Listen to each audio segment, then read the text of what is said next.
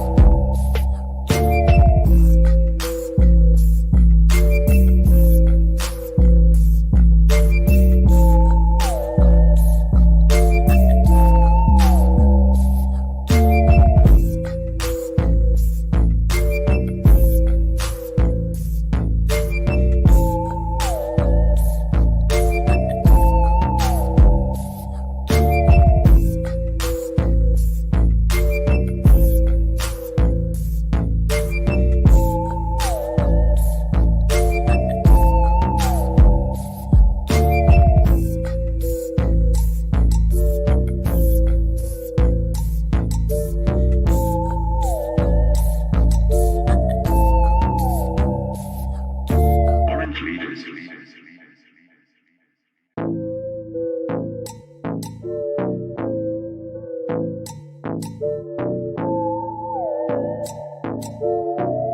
Orange leaders.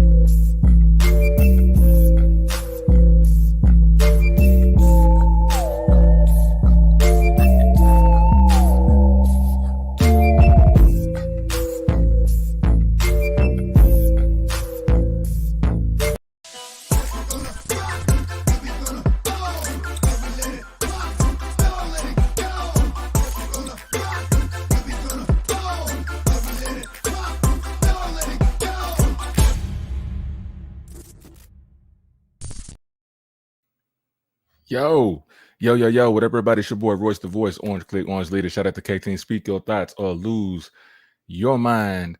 And how's everybody doing today? Yes, how is everybody doing today? It is Monday. It is Monday the 12th. It is April the 12th. You feel what I'm saying? Shout out to all the people that are watching or just now tuning in. Shout out to all the birthday boys and girls out there, the men and women. I saw a lot of people had birthdays this April, so we got a lot of Aries in the air. You know what I'm saying? Y'all Rambo looking people, just ramming your head into everything. Calm that stuff down. You feel what I'm saying? But shout out to all the April babies, you know what I'm saying? Shout out to all the Aries babies. Shout out to all the listeners that are listening right now. So before I get started into it, you dig what I'm saying? I just want to update you guys on something different that we're really trying. And we've basically listening to some of the listeners here, and they have all said that they said, Royce, man, whenever we try to donate and send stars, to the Royce's Rant page, we don't see where you can do that at. And then, we kind of had a meeting. We were trying to figure this out. We're like, well, what's really causing the problem? Well, the thing is that we go live on pretty much on our personal pages and the Royce's rant page. So we realized that it was a little difficult for people to donate stars and and share on everybody's pages and make it real convenient. So what we're doing is we're pretty much starting all over on how we're sharing this thing and making it convenient for people. So anybody who's actually watching right now, whether it's from my page, Josh's page, Nino's page, Herschel's page, we are going to share the Royce's rant live on our individual pages. So when you click on it, you'll be going directly to the Royce's rant page. That's if you don't feel like going to the Royce's rant page at all. It's going to be on our pages shared.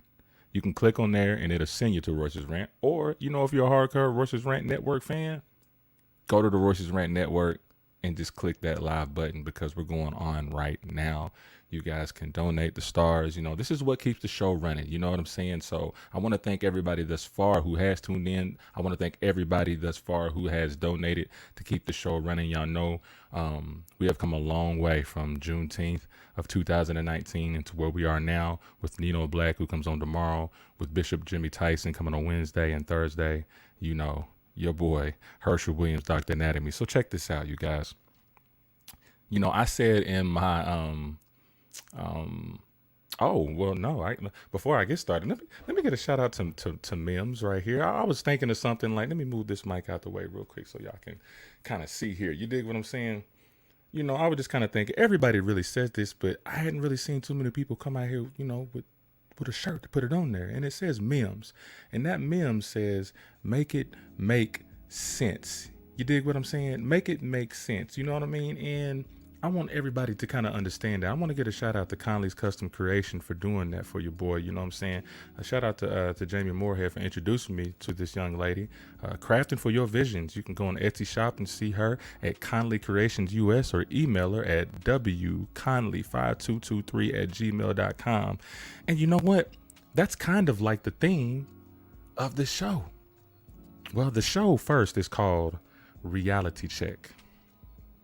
The show is called Reality Check. And I wish I would have had a subtitle there to say, make it make sense. And so we're going to kind of use that throughout the evening. I always say that I won't take too long, but y'all kind of know how that goes, man. I try to keep it brief unless somebody decides to come in. Because once again, what I'm about to say and indulge into, here's my disclaimer. This is coming straight from the heart. This is coming straight out of my own opinion. So however you may feel, by all means, express it. I want to see your comments. I want to see you talk about this. And what I want you guys to do right now is really share, because some of the three things that I'm going to be talking about is something that I expressed this last week and the week before. Had huge debates, and I love debates. You know what I'm saying? As if I end up losing some people because of what I'm about to speak of, it's okay, because I'm starting to come more into myself, more into my thoughts, more into my opinions, and some of the facts that I listen to, things that I believe in, and things that make me happy and feel secure about how I move on with my life. So if you disagree, that's cool. But I would love you guys to come on in, you know what I'm saying, and talk about this with me as we go on each subject, all right? So y'all stay tuned to some of these links we're going to put up, you know what I'm saying, to come in. And if you decide to, we'll invite you in and we'll talk about each thing that I'm going to discuss right now. So without further ado, shout out to Maze World, you know what I'm saying, always supporting. Without further ado, this show is called Reality Check. Oh boy, so y'all know, I guess you want to call it the old Royce. It really wasn't the old Royce. Royce just kind of calmed down a little bit, had to get some things in order. But I still talk my ish, and I still speak what's on my mind. That's why I said speak your thoughts or lose your mind. And this is a reality check. And part of this reality check, I want to talk about three things. And the three things that I'm going to talk about is what's going on with this George Floyd case. I'm going to be speaking on Asian hate, or the slogan, Stop Asian Hate. And I'm going to be speaking on probably the most controversial topic I put up these last 2 weeks is the Lil Nas X video. But it's definitely not what you think I'm going to be talking about. It's way beyond the obvious, and I want to put some things in context. So, reality check. First, let's talk about the George Floyd situation. We all know what happened around this time last year in 2020. 2020 was a crazy year for all of us. We lost a lot of stars. We lost a lot of people that were important to all of us or that we looked up to. COVID made its grand entrance into the United States, had us all scared. We didn't know what to do. We didn't have much knowledge about what was going on. And then in the midst of that, amongst all of the police brutalities and police shootings and killings, there was one in particular that kind of stuck out, that kind of got me in the position that I'm in right now, where it kind of all started for me as far as my redirection on where I wanted to go with Royce's rant. The George Floyd situation. And just to backtrack a little bit, because of that George Floyd situation, I don't know about anybody else, but because of that George Floyd situation, that was the reason I moved back to Tullahoma in the first place. Not because I would think that there would be something like that here in Tullahoma. It made me think on a broader scale because it all just kind of happened at once. For those who don't know, make a long story short, I was just chilling one Sunday, was going to go to the grocery store, rode by City Hall in Murfreesboro, Tennessee, and I saw them protesting with the George Floyd situation. I was like, man, let me go on and stop by there and see what's good. Y'all know me, man. I got to put it on live, let y'all see what's going on. And then the next thing you know, I'm leading 200 or 300 people along with my homeboy, Lamont Lockridge, with a bullhorn in our hands, going to the police station at MTSU, or not MTSU, but Murfreesboro Police Department. And choppers are flying around. Next thing you know, I'm on Channel 5 News, and I'm like, okay, you know, I'm not going to say I didn't ask for this, but I was kind of ready for it. But, you know, I didn't have my thoughts organized in my mind about, you know, how this was going to come about. So with doing that all night and going through the tear gas and the whole situation that pretty much everybody knows at MTSU, if you don't know, you can go to my Instagram and you can scroll down and you can see the chaos that was going on right there. I was right there in the middle of that, and it kind of fueled the fire to, you know, where we are today. Shout out to Winchester for inviting me to speak during the George Floyd protest. I'll keep it honest with you. I just really spoke from the heart. I didn't know what, you know, I knew what I was going to speak about, but I didn't have no particular order. And I definitely got to give a shout out, you know, for Tullahoma and its citizens for allowing me to speak. Also, when we did a peaceful march here. But a year later, we come to the court case here for the George Floyd situation. And it baffles me just a little bit. And I kind of want to tell you guys why it baffles me a little bit. From the day that he died up until this point, y'all know that I've spoken out about a lot of things. I've called a lot of people out. That's something that I don't, that's something that I tend to not stop doing. You know, if somebody's wrong, somebody's wrong. If I'm wrong, I'm wrong. I'm gonna call them out. And that's just how I operate, because that I feel like that's the way to get people to operate, is if you call them out. Because sometimes speaking behind closed doors, which that's okay when you have meetings and stuff, but like sometimes people don't really get on the good foot. Sometimes you have to expose people, whether it's for the good or for the bad, so people can be aware of what's happening. And I feel like that I've helped bring awareness here to Tullahoma about some of the issues that are going on. And coming to this court case that we're having right now with George Floyd, let me tell you one thing that's really bothering me about this. We are going on our second week. We're going on our second week for this George Floyd case. And if I am correct, I'm pretty sure the majority of you are probably looking like I'm looking right now, like, yo, what the hell is going on? Why is it taking so long to reach a verdict? Why is it taking so long to close this case when it was obvious of what happened? We all seen it. But I do understand that in the court of law, you have to bring it to court. You have to, you know, do all this and all that. But like, there's just some stuff. We're all common people. We have common sense. It's pretty evident But in this situation right here, I'm speaking to the naysayers. I'm speaking to the people who say, well, he shouldn't have been on drugs. I'm speaking to the people to say that he was a past criminal. I'm speaking to the people to say all of these other allegations that were against George Floyd before the situation. Here's my thing. And here's my rebuttal to this. To anybody out there that hasn't done wrong in their life, I want you to raise your hand. I'll wait. I'll wait, no matter what degree or what level it is, right? Because let's look at it from this way to the naysayers out there, the ones that I've talked to, the ones that I've argued with. Let's just keep it real.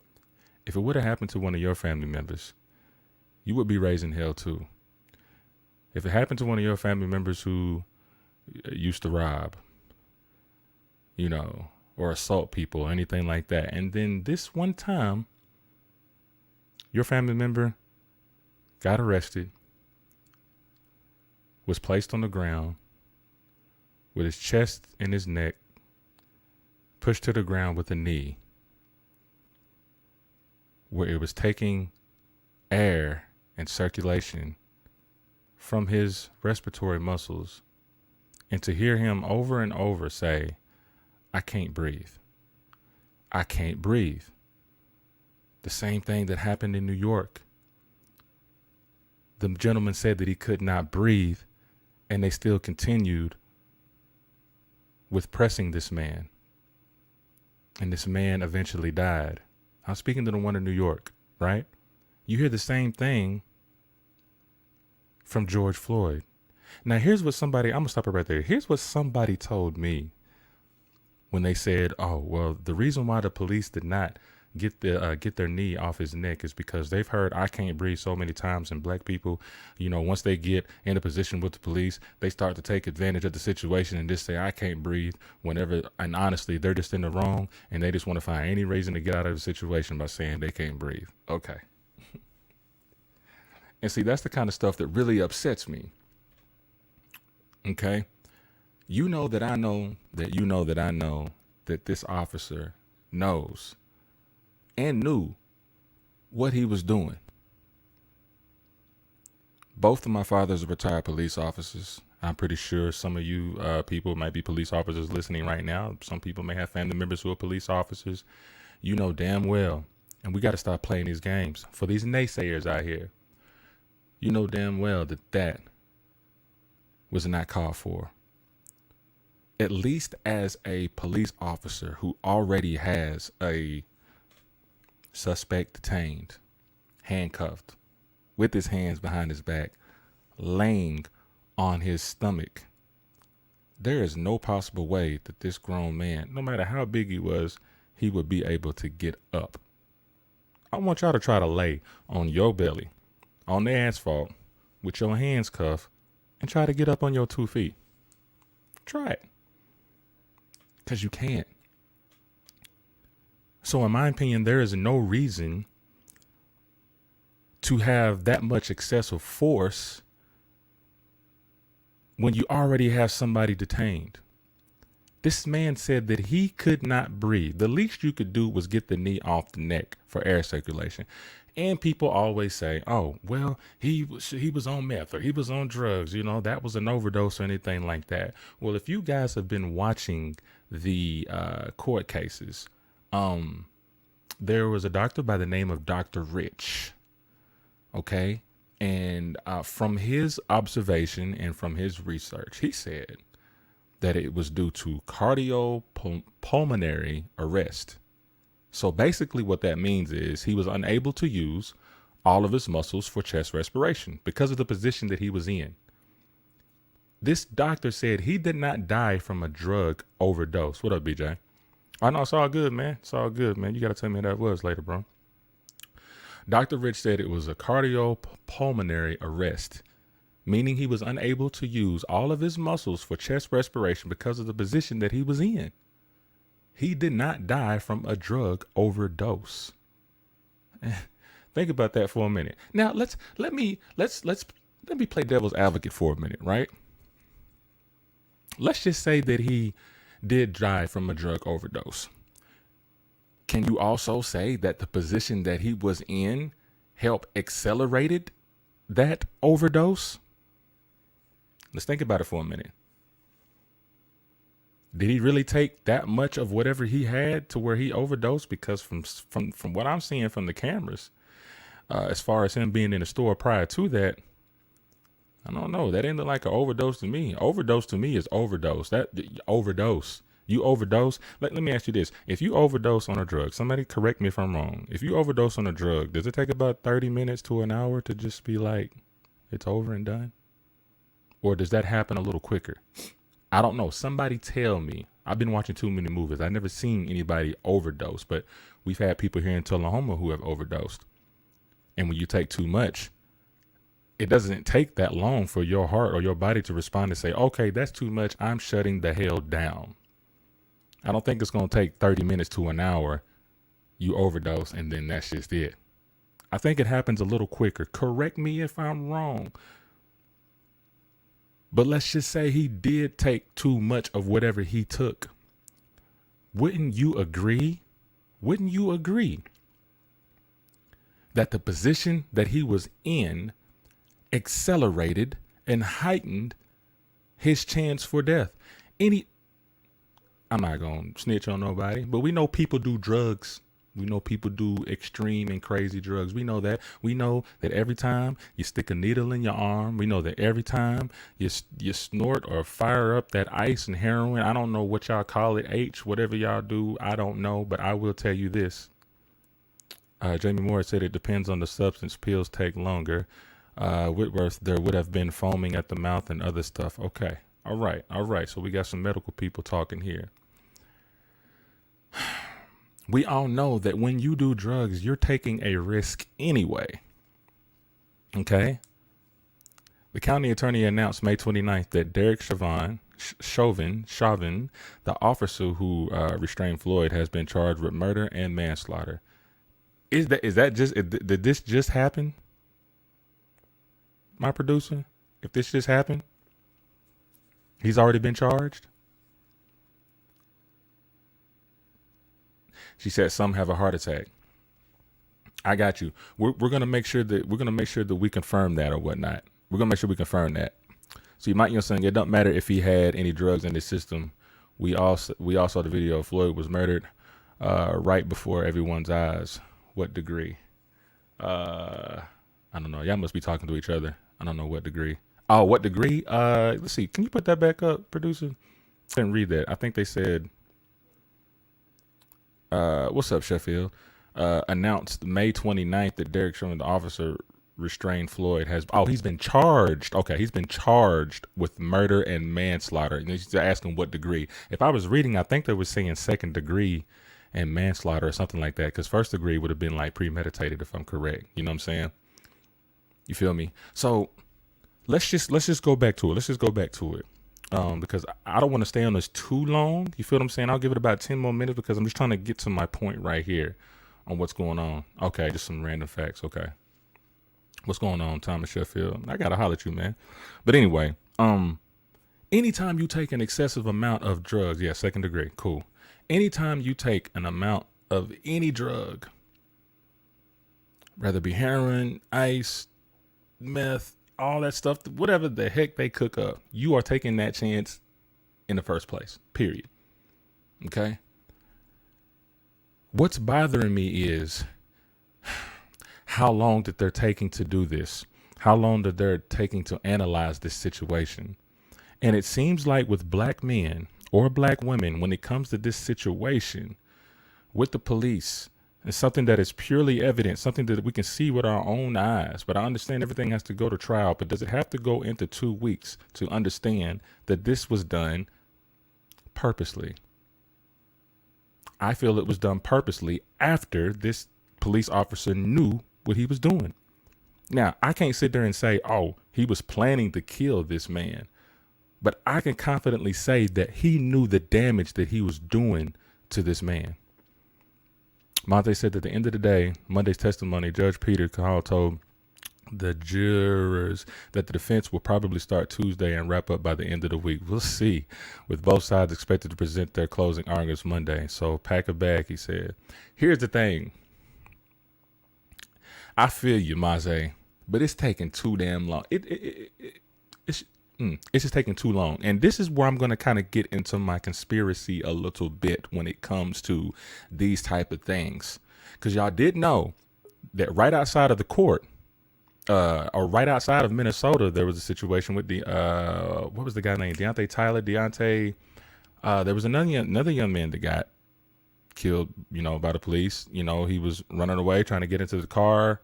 The defense is that they say that she made a mistake and thought that she was pulling out a taser and instead pulled out a gun. Okay, so let's just sit tight here for a quick minute. We got BJ up in here, man. That's good, man. I'm glad you're up in here, man. And it's been a minute. Producer, can you bring him in real quick? Yo, can you hear me, my man? Yeah, I got you. What's There up, man? There you go. Man, what's going on, man? Long time no see, man. To get back to the I hope you're doing good. But Yeah. To get back to the drug thing, just from outside looking in, like it doesn't matter, if he had H in his system, if he was, some rock, whatever. It don't matter. Yeah. Like if I take a totally healthy person and lay them down on the ground and put my knee in your neck for 9 minutes plus, like, and two dudes are helping hold you down, like you're gonna die, most of the time. Yeah. Like that's the thing. I mean, that's the murder part to me. Like I don't blame them for restraining him. I don't blame them for putting him in handcuffs. Whatever. That's part of law enforcement. Right. But they took it that extra step. Like they could. Well, you heard today, like that. The one cop asked him, "Is like, can we hobble?" Mm-hmm. And he was like, "Well, we got to get a sergeant here if we hobble him." Yeah. What? But you can kill him? Like yeah. And you gotta get a sergeant to hobble somebody, but it's okay to do a blood choke and kill him. Yeah. Oh, my producer's asking if was it something, I guess, with his mic or something like that. You think you can? Are you on the computer or are you on the earphone or your headphone mic? The headset. Something going on? Turn that down just a tad bit. I'm a bit. If you can. If you're listening to it on the computer, you may have to turn your volume down on the computer, on your desktop. All right, let me try it. I think it was just a little feedback. Got it now? Yeah. Okay. You're full in there. Okay. What you think? Okay. No. Yeah. Go ahead with what you're saying, man. No, I mean that was pretty much it. Just looking in and watching the trial and stuff like that unfold. That I don't know why they keep speeding back. How about now? You probably just have to turn it down or the volume on the regular computer. Oh, that might be something in the background. Yeah, I don't know. That's all that is. It's all good, man. It's all. But yeah, man. I'm just right now. I'm a little baffled right now as far as how they said you're echoing a little bit. Yeah. Okay, let me know if it's still good. Okay. But it's just kind of baffling me right now, man. Just how long this situation is taking. I don't know. It feels like a tease to me. It feels like there are some things that the media is trying to do, or the powers that are trying to do, like they're trying to recreate a whole nother situation again, to where if you just saw, I think it was yesterday, there was a young man that was killed outside of Minnesota. I guess they were, they're protesting right now about that. You know what I'm saying? And and I know the defense was with they were saying that it was a mistake. She was meaning to tase, but she ended up shooting him with one shot. So here we go with some more stuff. But I'm gonna tell you what I'm gonna do. We're gonna go to a commercial break, right? And we're gonna have you. Yeah, more on this. Yeah, we're gonna work on that. We're gonna remove you off, and we're gonna go to commercial break, and then we can just top that off, man. And then I'll just head to the next subject. But I appreciate you coming in, man. But we're gonna bring you right back. So if you guys can sit tight just for a second, you know what I mean. We're gonna get back into this as I talk with BJ and I close out on this particular subject, and we can go to the next one. Y'all stay tuned, boy. Chill out. Let's roll. Are you looking for a barber who can give you the cut that everybody will be talking about tomorrow? then if you want to feel that way, go where Dr. Anatomy goes. Go see my man, Barber Loto, in Smyrna, Tennessee.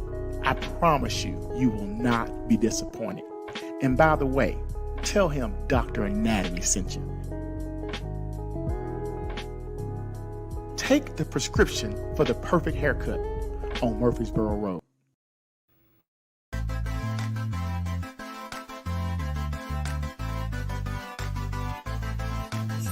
Just James butter. It's really good on your hair. My favorite has got to be the peppermint mist, the leave-in conditioner. It's so soothing to your scalp. I've had dry, itchy scalp, and I tell you, it's amazing. My favorite product with Jay's butter is the natural flaxseed elixir, especially on the hair that's not mine. Y'all know what? I really love Jay's butter. I love Jay's butter.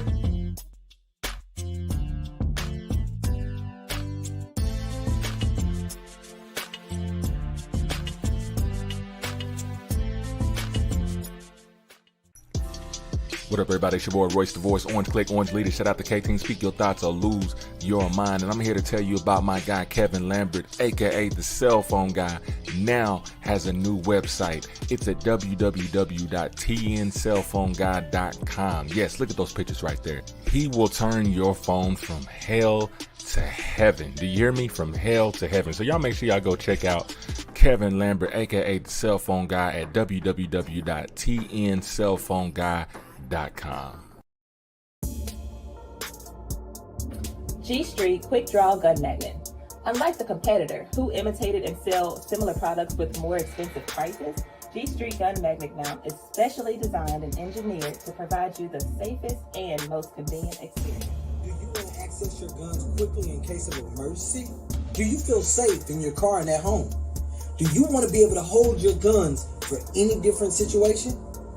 After our research, we have redefined our gun magnet mount for the market to solve any complaints from gun fans. We have designed and redesigned our magnet mounts, which is made from premium, eco-friendly material, excellent craft, unique appearance with quick draw and quick load functions, and hold flat surface firearms safely and secure.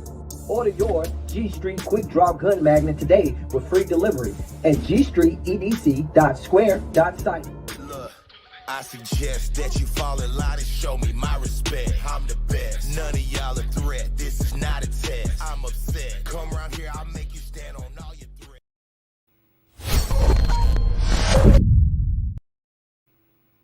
What up, everybody? It's your boy Royce the Voice, Orange Click, Orange Leader. Shout out to K-Team. Speak your thoughts or lose your mind, and welcome back. Welcome back. Thank y'all for being patient. And I hope in between time, hey, look, I need you guys to share this. Real talk.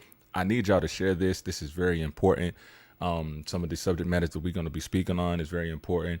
I would really, really appreciate it if you guys share this, man. We have to represent, South Central Middle Tennessee. We have to represent, local media and stuff like that, man. Y'all have to, man. Like, you won't get any of this around anywhere else. Shout out to Millennials Anonymous, you know what I'm saying? Lee Sweeney out there in Baltimore, you feel me saying? I just really need you guys to share this. Put this on your page and let it sit there, man. Feel free to donate, feel free to send stars and stuff like that, man, to keep this thing running, man. We really appreciate everything that y'all doing. And so definitely shout out to Conley's Custom Creation. Somebody was just asking on my page where we get that from, you know what I'm saying?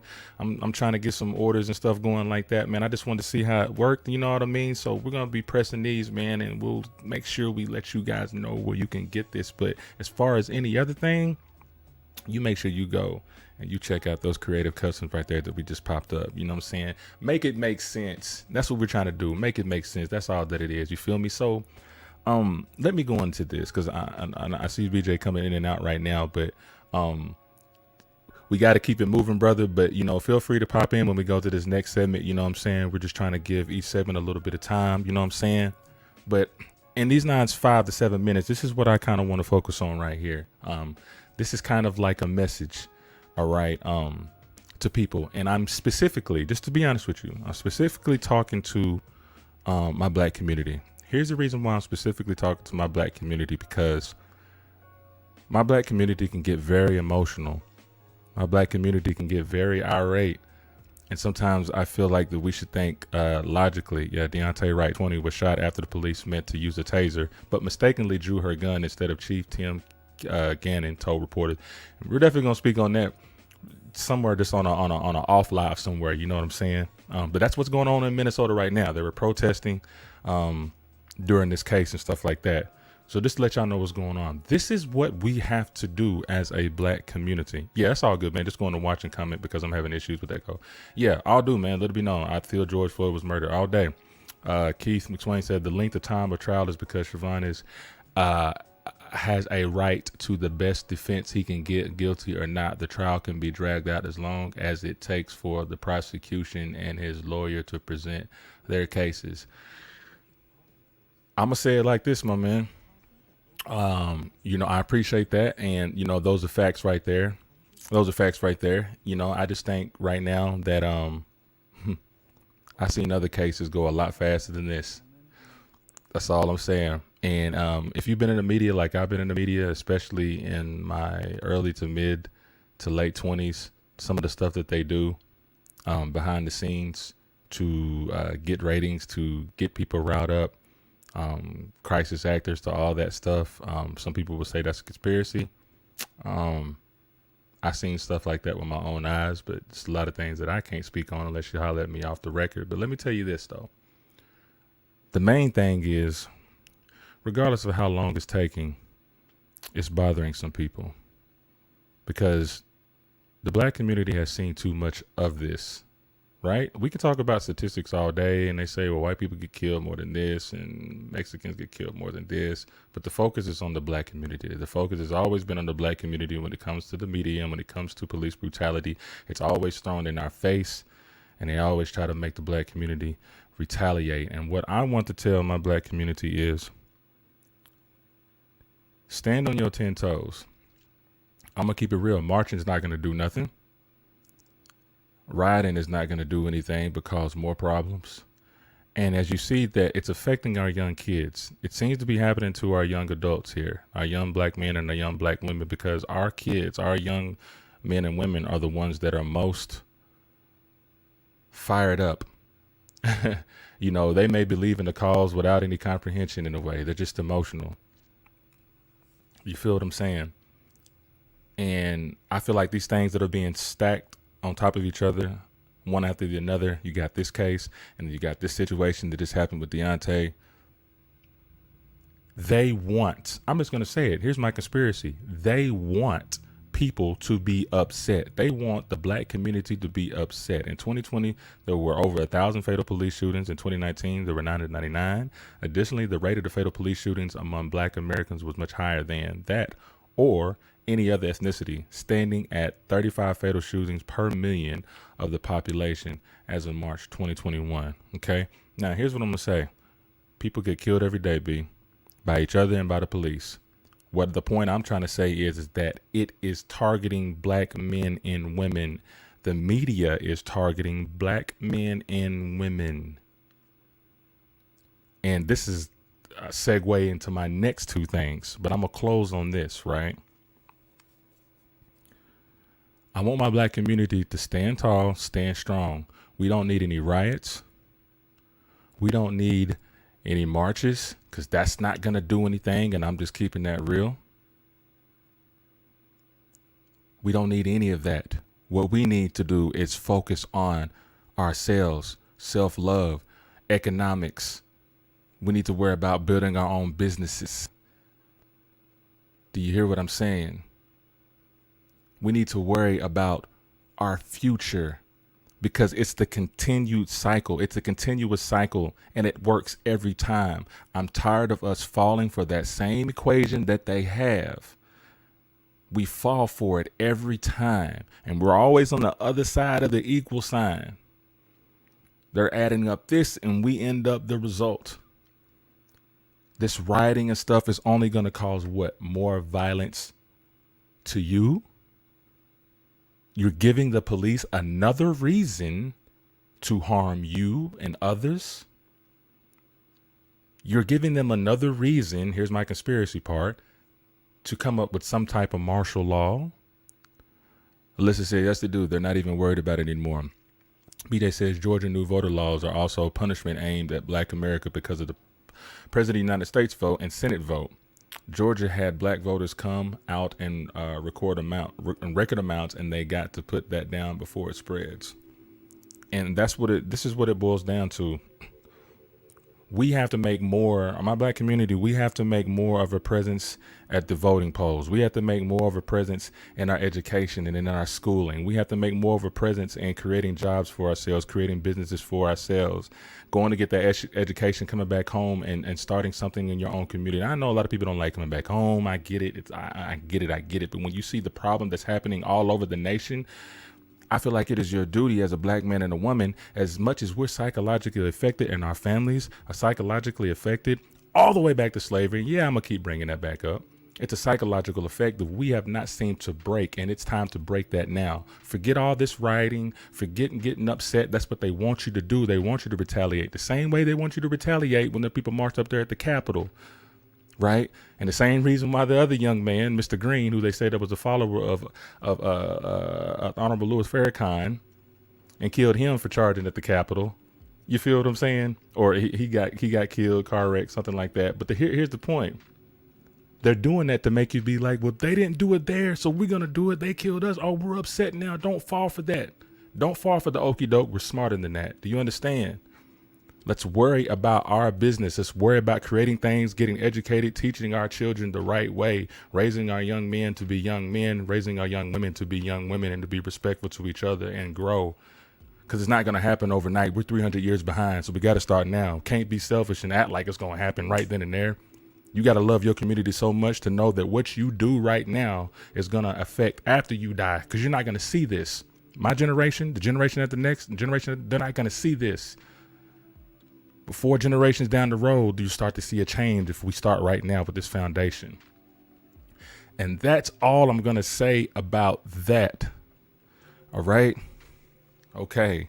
Shout out to everybody right now, you know what I'm saying, that's watching. I want y'all to continue to share. Please share, man. Shout out to Jay's Buddy. I forgot to shout out those commercials. Shout out to Jay's Buddy, you know what I'm saying, for keeping me all crispy and stuff like that. Like, oh my God. Shout out to the Tennessee cell phone guy, you know what I'm saying. Haven't broke my phone yet, but I might do it on purpose so you can fix it. You feel me? Shout out to Nino Black and his gun accessories. Shout out to my boy, you know what I'm saying, to be swissing up the hair, you know what I'm saying, making Herschel look good. I gotta make sure I come through and get my beard trimmed, because man, I can't find a barber around here, man. They be tripping, dog. I don't know what's going on. You know what I'm saying? Ryan says, you say that, but a lot of people don't know how to do that. They don't know how to educate their children on things they don't know. And that's okay. That's okay. That's okay. My boy Barber Lotto. I need to win the lotto on my hairline, dog, in the beard, you know what I'm saying? But back to what Ryan said. She said, you say that, but a lot of people don't know how to do that. They don't know how to educate their children on things they don't know. And you know what? I was saying the same thing, but you know what, Miss Service, what I had to think about here, I had to humble myself and be like, you know what? Sometimes that's just what people know, what they know. I can't really blame people for what they don't know, especially my brothers and sisters in the hood, because I've talked to brothers and sisters in the hood that tell me, man, Royce, this is all I know. And sometimes I would tell them, well, man, maybe that's all you want to know. That's half of it. But at the same time, what Black people are people of rhythm and spirit, you know, like you just can't talk to them any other way. You can't talk to them like dude off of Menace to Society. Ain't nobody trying to hear that shit, Sharif. You know, we know that there are people that don't know how, but that just because they don't know how doesn't mean that we can't teach them. That doesn't mean that we can't start things in our community and bring people who do know into our communities to have these seminars about economics, about Black empowerment, about doing business and stuff like that.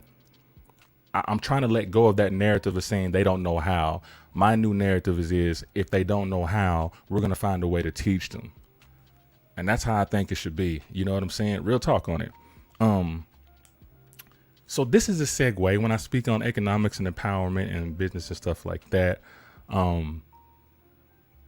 Let's talk about something that's going to get under y'all skin. So I'm going to need y'all to share this to all of your friends and stuff like that. Something that's going to get into y'all skin just a little bit. And this is probably where I feel like I might lose some people. But it's how I feel and it's what I see and it's all good. You know, and this is my opinion. It's all love. And if you feel like hopping in, please hop in. Over these past few months and probably almost a year during this pandemic and stuff, there's just been this particular movement called Stop Asian Hate. Stop Asian Hate. Now, and producer, I want you to leave that up there for the people that may come through the screen and stuff like that and see that, because I want them to see that. Yeah, I'm clickbaiting. We're clickbaiting this time on this. But this is not a clickbait where I'm going to change the narrative based off the title. I kind of mean what I say with this. It may hurt some people's feelings. This has nothing to do with any. Completely understand. And they actually motivated me to say some of this stuff. It's real talk. So here's what I'm going to say. Thanks for killing the music, because I need them to hear this. The movement is called Stop Asian Hate. And my question is, what is there to stop? And I'm going to break this down in a couple of segments here when I say this, all right? I don't want y'all to think I'm being mean. I'm just being real. And some things I just got to get off my chest. That's why I speak your thoughts or lose your mind. I will lose my mind if I don't say this. And I'm going to say it. There is nothing to stop. What Asian hate? Who's hating on Asians? Who created that narrative? Who created that title? That doesn't make any sense to me. And once again, I feel forgotten. And when I say I mean we. When I say we, I mean black people. I mean the black community. We feel left out.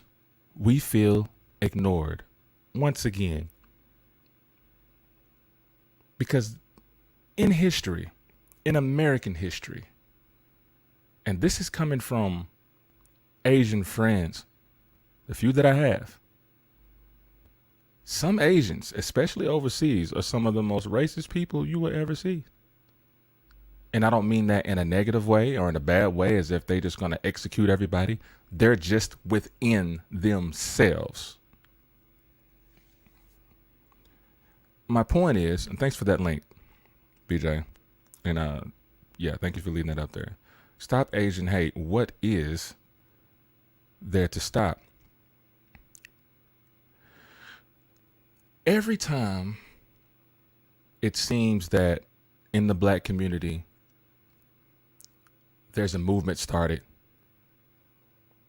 There's something that has to do with our empowerment, something that has to do with our uplifting,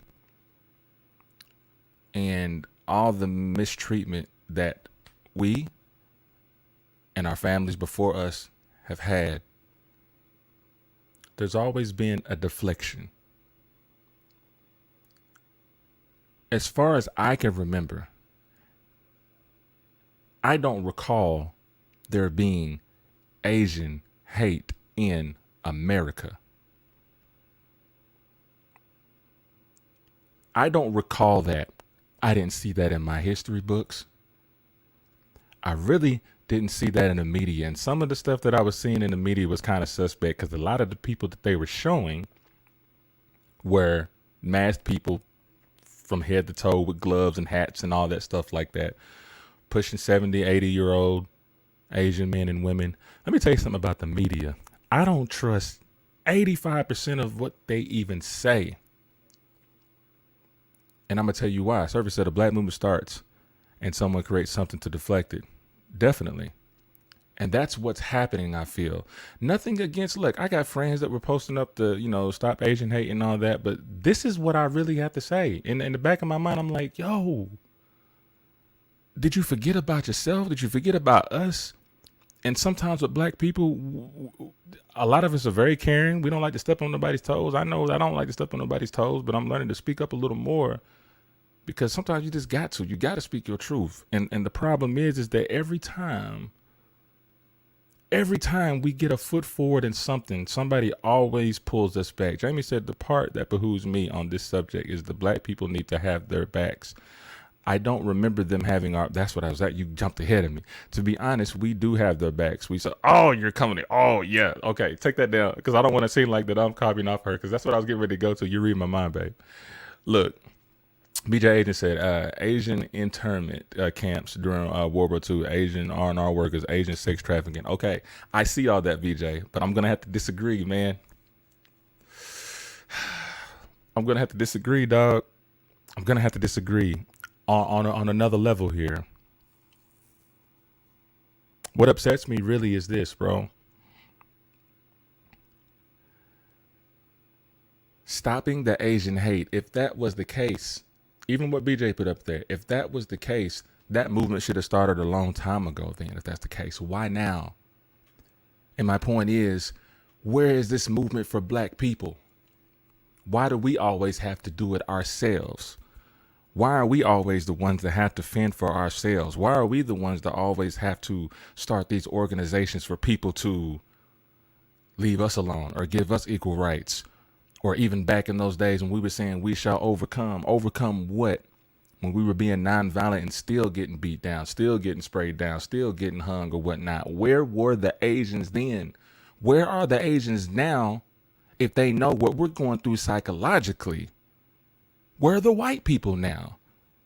There's Asian privilege. At first I did share because I wanted to show my Asian friends I stand with them. But then I started thinking exactly what Royce is saying. Some Asians don't even like blacks. They just like black spenders. There are commercials over there in China right now where they put a black man in the washer. The Chinese lady didn't like the black man, put him in the washer, and then he came out a Chinese man.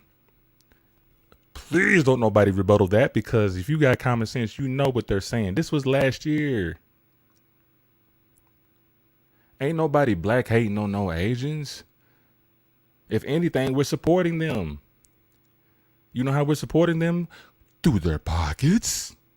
We're going to their nail shops, like Jamie said. We're going to their restaurants. I love me some Asian food, Japanese, Thai food. I had Thai for the first time last year. It's a little spicy, but I like it. Chinese food, all of that. Supporting that. We're supporting their community with their pockets. But guess what? We're supporting their liquor stores. Do you understand that? When there's crime right there, ain't no black person just pointing out. There go the thing right there. Black man just a little, he's a little dusty, you know what I'm saying?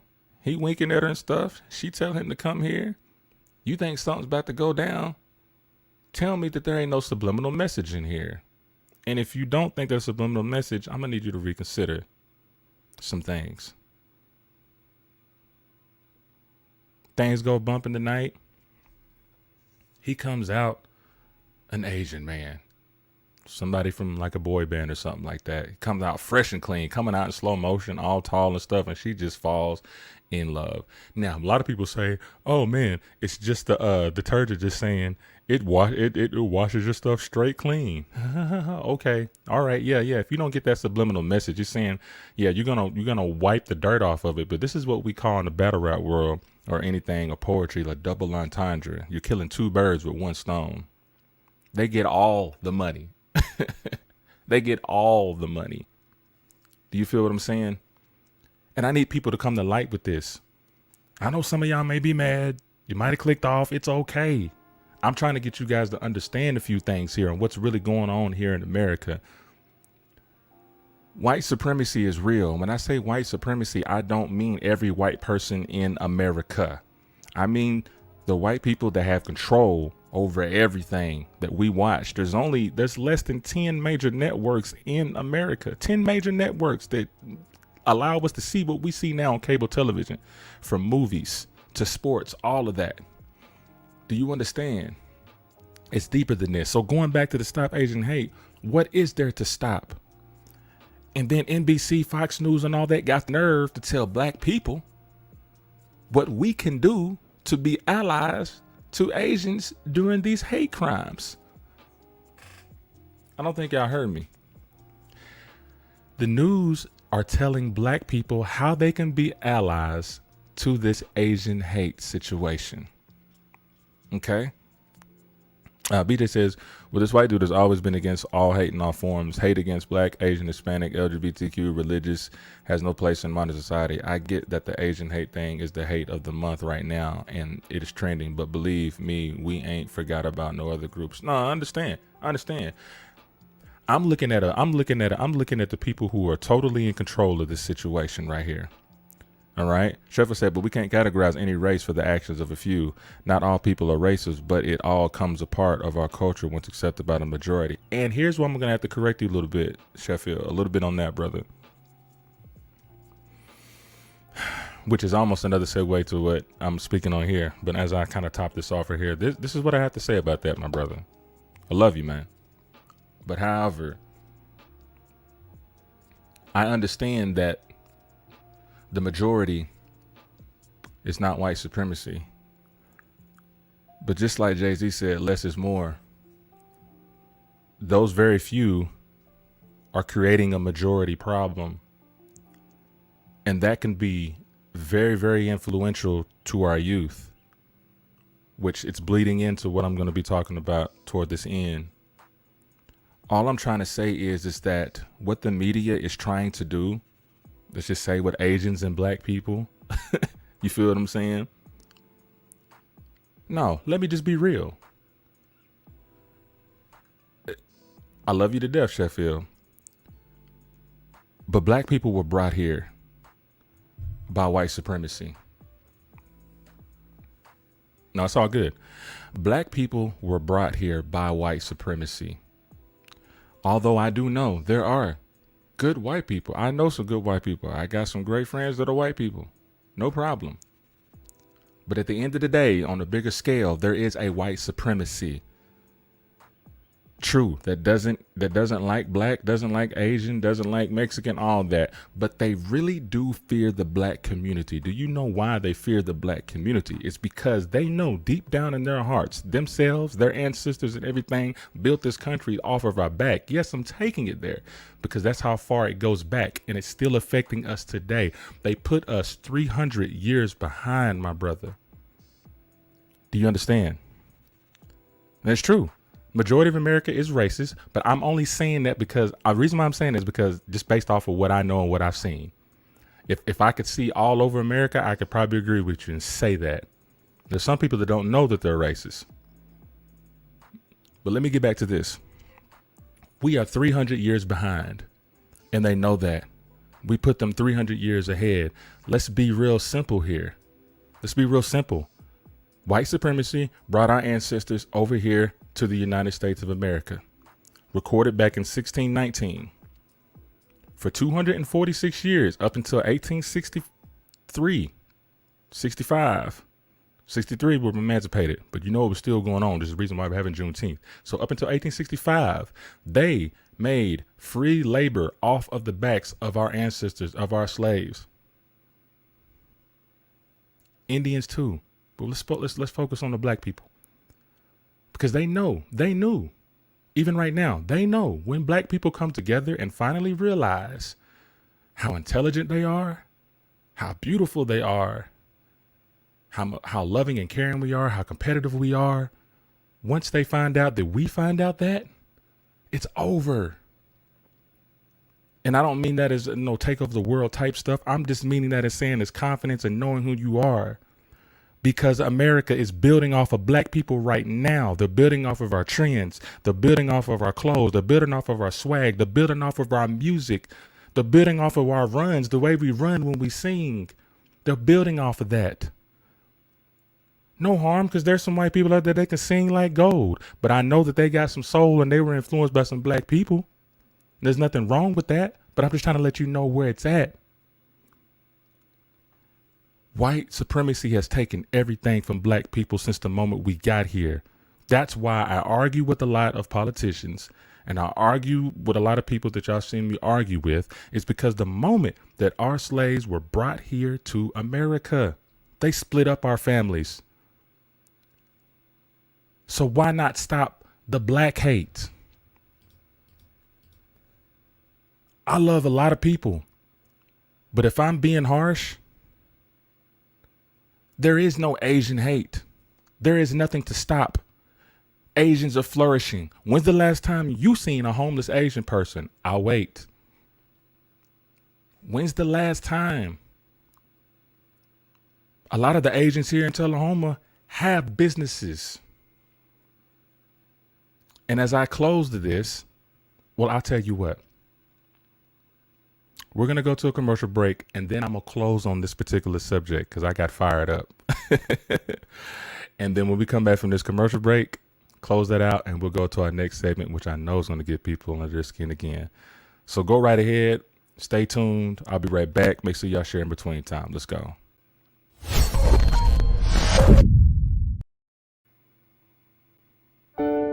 The worst thing that we think is happening in our life could be the best thing for a transition in your life. I didn't realize what type of brother I had. My brother is probably turning over in his grave and doing backflips. I found myself. It got me to that point where I knew that I had something to live for and a legacy to live for.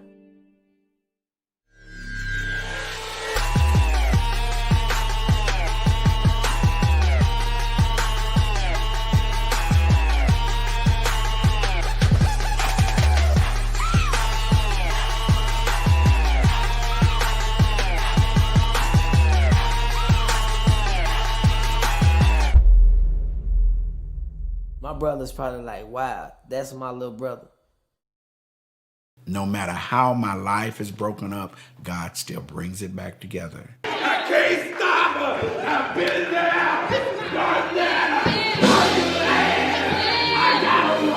When he first came, he was like a ball of fire. He was rolling over here and rolling over there.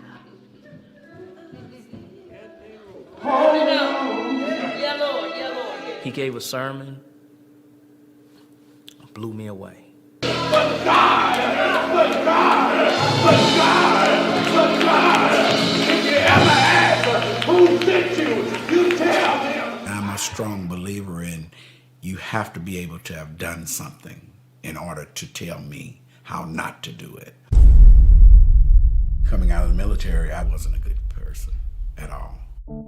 I gotta get away from this. I got out there to where I couldn't get back. He's doing some stupid stuff. If I had to do it all over again, I guess I could say I would because I didn't know any better then.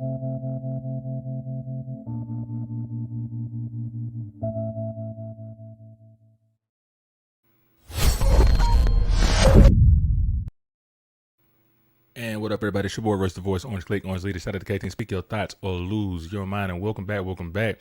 I'm glad you guys are still hanging on. I hope you guys are still sharing because as I close out on this, got a final topic that I'm going to speak on that's really going to get y'all fired up.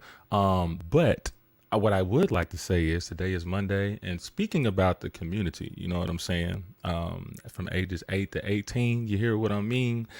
This Saturday, April the 17th, 2021, on South Jackson, 18 South Jackson Street, actually, that is CD Stamps. We are having a horticulture event. We're teaching the kids how to grow these plants from ages 8 to 18. It's gonna you can actually register online or on location. If you actually our our event page, if you type in horticulture workshop, it'll come up. Sponsored by SEEP, which is one of our organizations, sponsored by Jay's Butter, Royce's Rant, and actually Parks and Recreation actually chimed in and, you know, let us do our thing. So we really do appreciate y'all doing that. And y'all make sure y'all come through Saturday for anybody that's in Tullahoma, because y'all know what, the kids need to learn how to grow some things and grow some maters and tomatoes and some beans and greens and you name it. You feel what I'm saying? Instead of going to McDonald's and Burger King every time they get hungry, they didn't know how to cook something, and they didn't know how to grow something, because you never know. You never know in the times that we in. You never know. You may need to know how to grow bars. So y'all make sure y'all come by this Saturday. You know what I'm saying? We got 2 different time segments, but if you do go to that page, to the horticulture page on Facebook, you will see the event. You will see the times. You will see where you can sign up, or you can go on location at CD Stamps and sign up there. We're pretty much about 70% to capacity. We can only hold 24 people. due to the corona thing. So y'all make sure that y'all go and fill those up, man. Like I said, we're 70% capacity and we're trying to fill that thing up, man. This is for the kids. Y'all said y'all wanted something. They told me we need to do something. So we're doing something, and that's just what it is. Also, I do want to speak on the Juneteenth event. As of one day right now, on Friday, this will be on Friday in Winchester, Tennessee, at the historic Townsend University, Townsend School, where my pops went to before segregation in Franklin County. This would be Friday, June the 18th. We're gonna have spoken word. We're gonna have live music. We're gonna have food catered. You know what I'm saying? It's gonna be the bomb. You feel what I mean? And most importantly, we're gonna have black art. And the theme of it is Beyond Strength. A Juneteenth event, man. So that's gonna be one of the events we're gonna be holding on Friday. We're gonna have more details because, of course, as y'all know, we're trying to get Tullahoma to get behind this Juneteenth here. It'll be our first Juneteenth here. And, shout out to Royce's Ryan, shout out to Jay's Brother, shout out to Berries by Jamaica and the homie Kennedy, Tiffany Kennedy. We're trying to, give Tullahoma their first Juneteenth. And anybody that would love to donate to the situation, like I said, if the city can't get behind it, we're definitely going to, get the people to be behind it because they are charging a ridiculous amount of money. Do you hear what I'm saying? But this Juneteenth event that we're using for Friday at Townsend, it's going to be on the 18th. It's at 5:30. Doors open at 5:30 to 10:30. It costs $15 for Friday evening. And like I said, we're going to try to go live with this event. You feel what I'm saying? And hopefully if the 19th comes about here in Tullahoma, we're definitely going live at this event. Either way, we need your support to make this thing happen for Tullahoma, our first Juneteenth event. And to be honest with you, it would be great if I had more people involved in sponsoring this thing. It would be great. It would be great to celebrate this every year because Juneteenth, a lot of people don't know much about it. Breaking the mental chains. You hear what I'm saying? All right, man. Jeffrey Spellman said, I saw a powerful video regarding a white pride versus black pride conversation along the All Lives Matter side. White people know their heritage so they can have Irish pride, French pride, but their skin color does not need celebration. Black pride exists because their history was stolen from them. Nationality is often unknown. I appreciate that, Jennifer Spellman, and I hear you on that. And as I kind of close out on this Stop the Asian Hate, what is there to stop? You dig what I'm saying? Here's what I'm saying. I see you, Ryan. Here's what I'm saying. Let's just slow down just a little bit. Let's think about this for a minute, all right? When you really think about it, there is nothing to hate. Black people, white people have been supporting Asians for as long as I can remember. I do understand the history. You know what I'm saying? We all have history. But we're talking about right now. I've never seen, to be honest, I've never seen any Asians walk with us. Even during the civil rights movement, I never seen any Asians walk with us when we do these marches with George Floyd and all that. If you want me to be honest with you, what they are willing to do is take our money. And I don't mean that in a mean way. It's just like, let's start being real and say they know what's going on with the black community. Everybody knows what's going on with black people. Everybody knows how we've been treated and how we're being treated now, subliminally, psychologically. But they will not deny that dollar bill. They will not deny that dollar bill. We support Asian businesses. Who supports black businesses? When's the last time I seen a white person at a black business? When's the last time you seen an Asian at a black business? When's the last time you seen a Latino at a black business? I'm not trying to poke fun. This is just reality. I'm not making this up. When have you seen it? Raise your hands if you're sure. We're always going to their establishments. We're always going to white people's establishments. We're always going to Asians and Latino. I love Mexican food.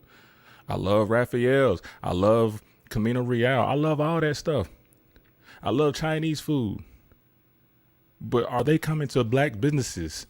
No.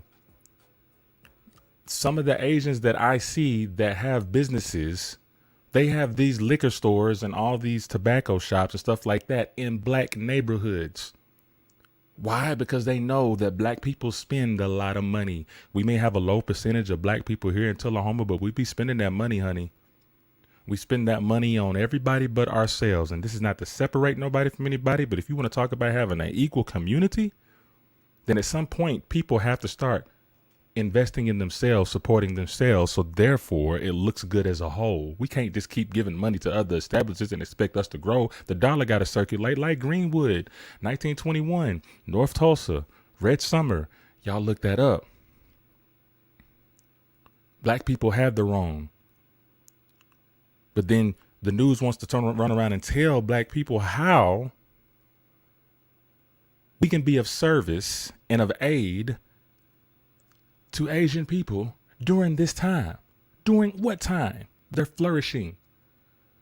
We have a problem in our own black communities. We have to start building our own businesses in our own communities and turning the communities that we have here in Tullahoma in the black community. We have to turn them into something more valuable, because the value on black land right now in Tullahoma is trash. I looked it up. And do you know why? It's because we've lost value. We're not even valuing ourselves, but we're steady spending money elsewhere.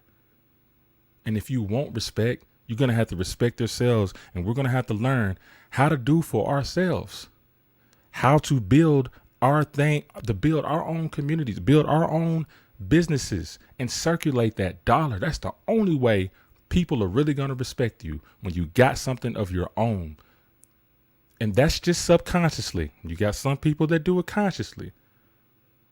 But what's always inevitable and eternal is that dollar bill. People respect that when you got your own ish. They come and support your business because you got your own. Put that up there, Irvin. Yeah, 931 Greenwood Business Expo, May 1st. Man, make sure you let me know, bro. You know, give me some other information to, you know what I'm saying, we can, you know, make that flyer or whatnot. Got to make that happen. We've got to. We can't complain anymore. But what's really just pissing me off is just how the media has the audacity to tell black people that we should be supporting Asians in the crisis and the hate that they're going through. I'm going to say it right here, right now on Royce's rant. Asians ain't going through nothing. Ain't going through no hate, ain't going through no oppression, ain't going through no economic oppression. They're economically flourishing. They're in positions here in America that a lot of black people don't have. They have money, they have businesses, they have connections, they have mob ties, they have all of that. So I understand their past with railroads and stuff like that. But honey, let's get this straight. Black people were here first to build this country. Let alone this country was taken from the indigenous people. And you brought our ancestors here to build off of our backs for free. So yes, we are 200, 300 years behind. We have a long way to go. So if there's any type of hate that's going on in white supremacy in America, it is with black people in the black community. I'm sorry, y'all. It's nothing against anybody else. I'm just pro-black. I care about my people. I don't hate anyone, but I care about my people the most, because you know and I know where the real problem is. And let's stop playing with each other. If you want this to grow, if you want this to be United States of America, stop ignoring what's going on in the United States of America. It's deeper than stop the Asian hate. We know what it is. Wu-Tang forever. You dig? So I hope you guys continue to share it, because that's all I'm going to talk about on that. You feel me? Memes, you already know. Make it make sense. Let's not make it difficult, because a lot of people have come up to me and tried to make this thing difficult, but we really know what's going on. Let's stop playing these games. So this is the segue I'm going into. And it's going to hurt some people's feelings for sure, but it's okay. It's okay, because it needs to be said. So whoever's listening now, please continue to share. I thank you guys for sharing thus far. Thank you for coming to the Royce's Rant page. And so this last topic that I'm going to speak on, it really gave a lot of fire, put a lot of fire around my page a couple of weeks ago, and I definitely want to elaborate on it. Lil Nas X, beyond his sexuality. And producer, I want you to leave it up there because, yeah, we're clickbaiting this one. But it's not even clickbaiting because I'm going to speak on what I'm going to speak on. Lil Nas X, this is beyond his sexuality. Why do I say that?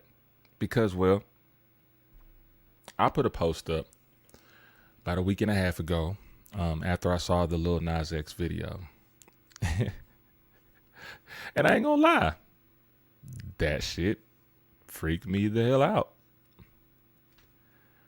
But not because he's come out as a homosexual or being gay. If you didn't know, I want you to leave that right there, Josh. Lil Nas X came out of the closet before this video even came out.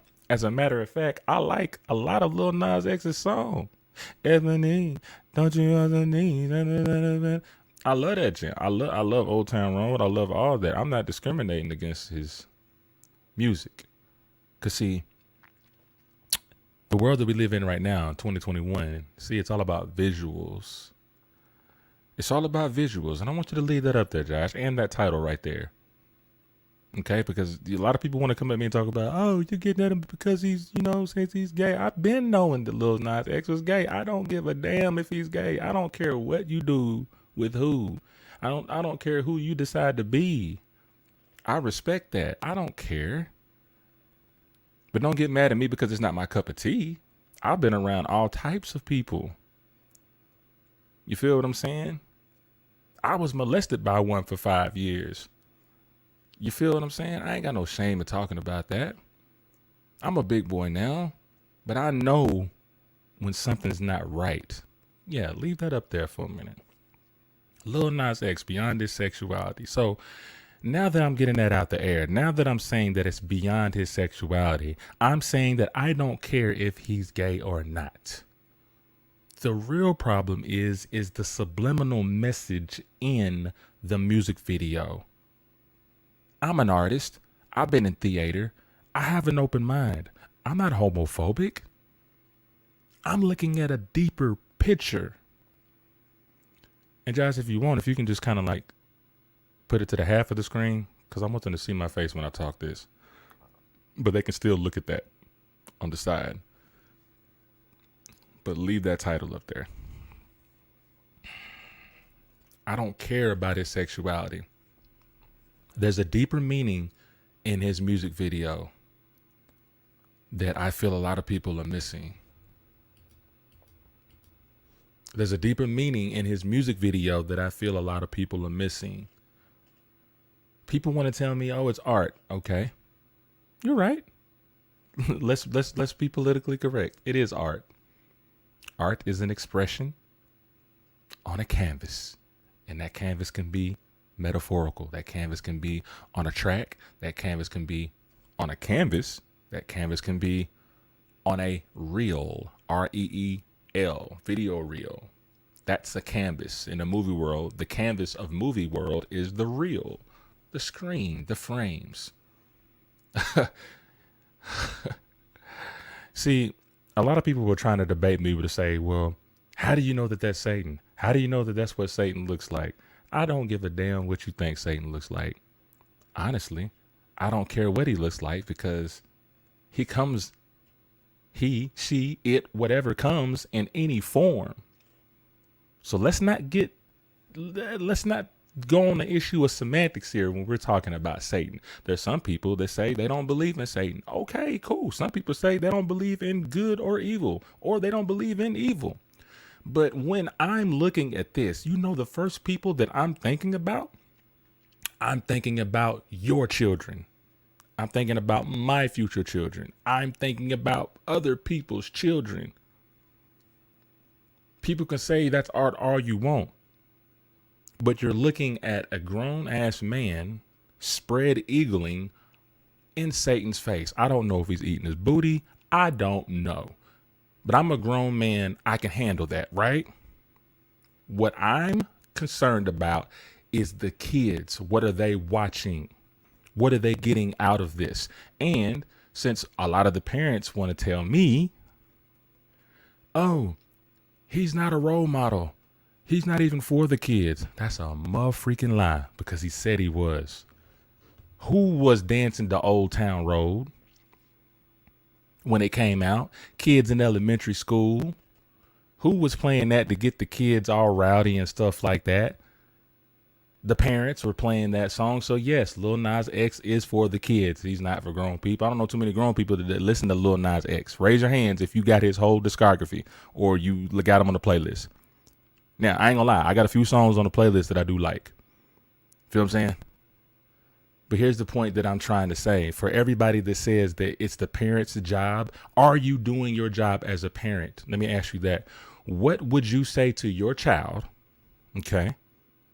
Because everybody wants to talk about, oh, being free, freedom of expression, it don't matter, da-da-da-da-da. Okay, all right, yeah, cool, whatever. Once again, this ain't about him being gay. It's about what your children think. How would you explain that to your children where they can understand? How do you explain some of these images?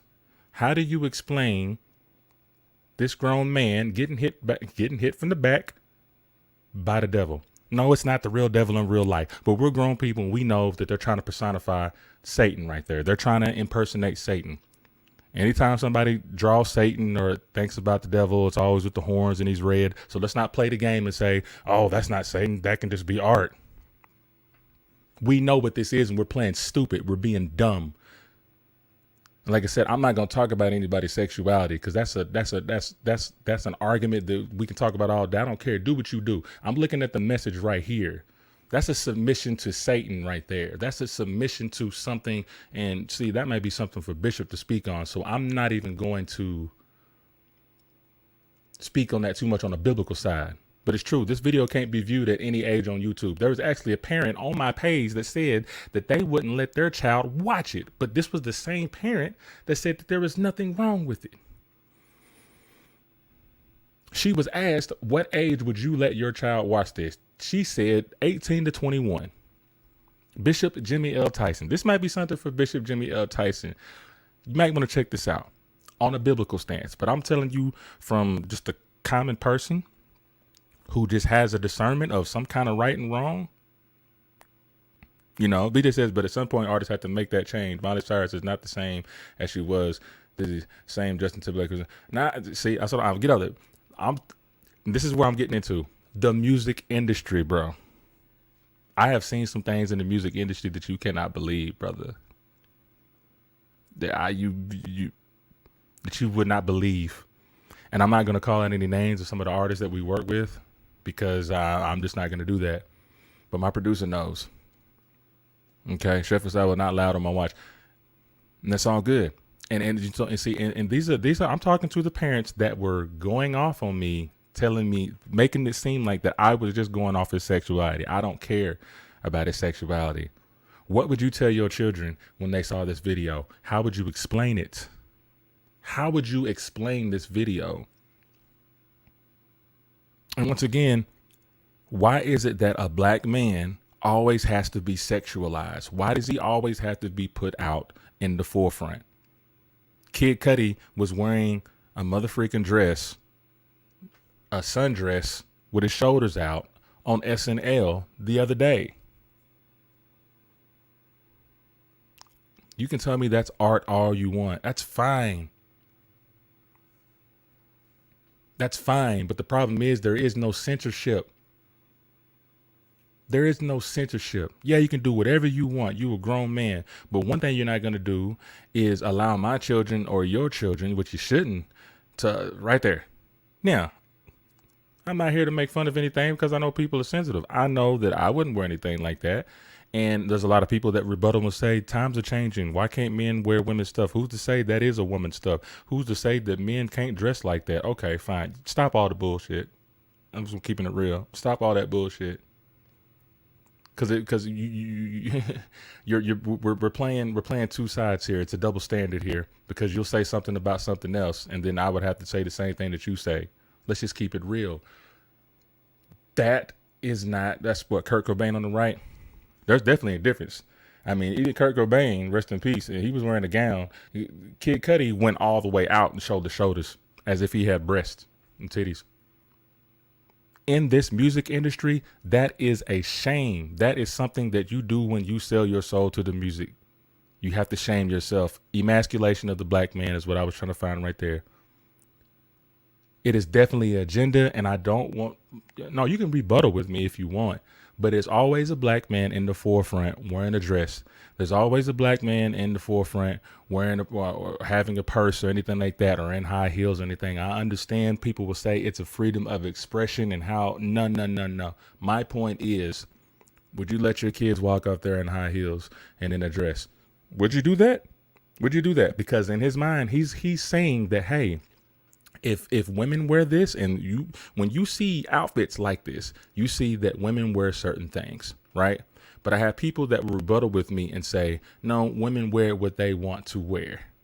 But let's just keep it real. We have certain things set in our culture here in America that, okay, women wear this and men wear that. So right there, we create some kind of normalcy in that sense, right? And then all of a sudden it switches. Once you get used to seeing a woman wear these things, all of a sudden you say it's okay for everybody to wear that. But getting back to the point, into our black community, the black man is always used to start something. They always use us to trend. They emasculate us. They do nothing to give us strength. Nothing against our black women either, but even the black woman is being put ahead of the black man. The black man is really at the bottom of the totem pole when it comes to emasculating, when it comes to embarrassment, when it comes to police brutality, when it comes to an issue of semantics. Yes, that's the agenda that I'm talking about. Dave Chappelle spoke on this. He sure did. He even said that. He said, I'm not wearing no dress because, you know what? It was bigger than him. It was bigger than him. And what would you tell your children to do if they asked you that, right? What if your child said, Daddy, I got to get this role. And he's an actor. I got to get this role in a film. I really want to do this, but they said that I got to wear a dress. I have to wear a dress. You got to wear a dress? Yeah, Dad, they say I got to wear a dress. What would you do as a father? Because to be honest with you, when I was speaking on alpha and beta and stuff like that, no, there has to be a balance. You can't walk around and this whole world be full of betas. That's not going to happen. That shouldn't happen. I really feel that the world has to continue. And the more you keep emasculating our men, the more you keep emasculating our black men, our black women have nothing to look up to. There'll be nothing to procreate with. Do what you do. I have no problem with that. Walter says the black man is the most desired and most disrespected at the same time. It's a love-hate relationship. It's a love-hate relationship. And I hope my black man can hear this. I hope you know that you're great. I hope you know that you're wonderful. I hope you know you can do whatever you desire to do if you put your mind to it. Black women, support your black men. Don't let people make you feel less than what you are. You have to realize the power that you have. There's nothing wrong with being for your people because everybody else is subconsciously and consciously. But it's always a problem when black people start to think for themselves. And the moment we think for ourselves, there's always a deflection. There's always said that we're wrong about something. They always say that we can't think like this. We can't talk like this. We always have to have an on and off switch when we're around certain people. Why? When we act masculine, we get attacked. We get attacked and they say we are toxic. True story. We both been attacked for even having masculine comedy because someone thought we was being toxic. And, you know, and comedy's comedy, man. You know what I'm saying? I wouldn't care if a gay person was talking about a heterosexual person. You know what I'm saying? I dig it. I wouldn't be upset. That's comedy, man. That's real life. It is what it is. You know what I'm saying? I don't trip on stuff like that. But my problem is, let me bro down on here. My problem is, you guys, is this. You know, that's fine. You can love who you want to love. You can be with whoever you want to be with, but never forget who you are. I'm speaking to my black men. I'm speaking to my black women. I'm speaking to the black community. I'm speaking for anybody that ever just had questions about black people on why we think the way that we think, or why we feel the way that we feel, or what's wrong with y'all. Lil Nas X, I care less about his sexuality. He is just being used to emasculate the black man, to emasculate a black man. I'm going to keep it real, to a black man that may already just be heterosexual and know what he wants. Or if it's a child that may be heterosexual and he knows what he wants. Because now, don't come to me and say, children don't know what they want. When you were defending Dwayne Wade's son at 11, 12 years old, saying that he knew that he wanted to be a female. Well, keep that same energy. If that's the case, if he knew what he wanted to be at 12, then you know what? If my son was 7 years old and he liked women, dadgummit, I'm going to believe it then. He liked women. That's just what it is. Okay. But if we're being real here, no. Are you really watching your children? Parents, everything is so unfiltered. Twitter is, might as well call it Pornhub, because it shows it all. Instagram is getting close. Snapchat, now they got Snap Premium. I won't be surprised if Facebook probably the only one right now that's kind of, censoring a few things. Who knows? They may censor this because I'm speaking against them folks, whatever it is. A lot of people don't like to hear this stuff, and it's okay, but it's true. With Lil Nas X, it's beyond his sexuality. Let's talk about the shoe. Oh my goodness. Let's talk about that shoe. All right? Because I want to close out on that shoe, so to speak, and then wrap this all up. Donna Smith says, sometimes it feels the heterosexual community is attacked. That's how it's felt. I think we're called a cisgender. I don't even know what that means. But, I mean, it is what it is. Walter says, no 7-year-old boy wants to be a girl innately. So let's talk about these shoes, all right? Something that another woman tried to debate with me against. And this is what I don't understand when it's really right in your face. First of all, if you believe in symbolism, if you believe in those people in the music industry, everything about this picture says the music industry. Covering up the one eye, the red hair, the shoes with a drop of blood. And some people say, how do you know that's even blood? Because the Misfit said that it was a drop of each one of their blood. There's only 666 pairs of these shoes that sold out in under a minute. Yes, 666. And yes, it does have that symbolism right there inside the shoe and on top of the shoe. It's right in your face, and people still tell me it ain't what it is. Sometimes in Satanists, you know what I'm saying, that just because that sign is there, there's plenty of interpretations for that symbol. Then what? Tell me. Tell me. Just tell me. Tell me what it is, please. And then tell me why is there a drop of blood in each shoe? Some people say, well, how can they put a drop of blood in 666 shoes? Do you know how much blood do we carry in the human body? You feel what I'm saying? And who's to say, come on, man. Come on, man. Nike's trying to back away from it, but I ain't even, you know what? I don't know who to believe when it comes to this. But then you're using, this is what I'm trying to say, you're using Lil Nas X as an influence. That's why I said it's deeper than his sexuality. I can care less about his sexuality. I care more about how he's being used, because this is directed towards our children. And if y'all parents can't see that, I don't know what's wrong. I ain't even got any kids, and I feel like I care. I feel like I care more because I hate seeing that. It's right there in front of your face. And might I add, there is a scripture on there. I think it's Luke chapter 10, verse 18, if I'm correct. Let me make sure that is what that is. I think it's Luke chapter 10, verse 18. What's that? Luke chapter 10, verse 18, right? Let me make sure that's what that is. What is that, producer? What is? Thanks for the heads up. Yeah, no problem. Walter, don't get spooky now. 66. That's the number of the carbon 664. Now, see, Walter, we can talk about that. We talk about that. That's cool. We talk about that. It's number man. We are carbon based. I get it, but please don't tell me that them shoes right there is telling us that. Don't say that. That's why it's the number of men. We are carbon based. Okay, even if that's the case. All right, because I hear from both sides, even in the scriptures and all that. We all believe in what we believe in, because I've read about that too, the carbons and all that stuff like that. We're talking about this pentagram here. All right, I get it. What's that? The equation for Millen, right? The number of man. Cool.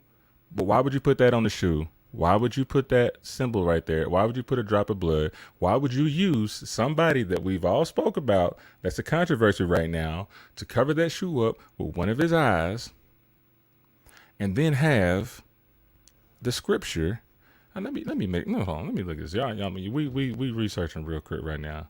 Let's see the verse on, and I think, because I want to make sure I read this right. No, I said, why'd I say Satan? Choose shoes.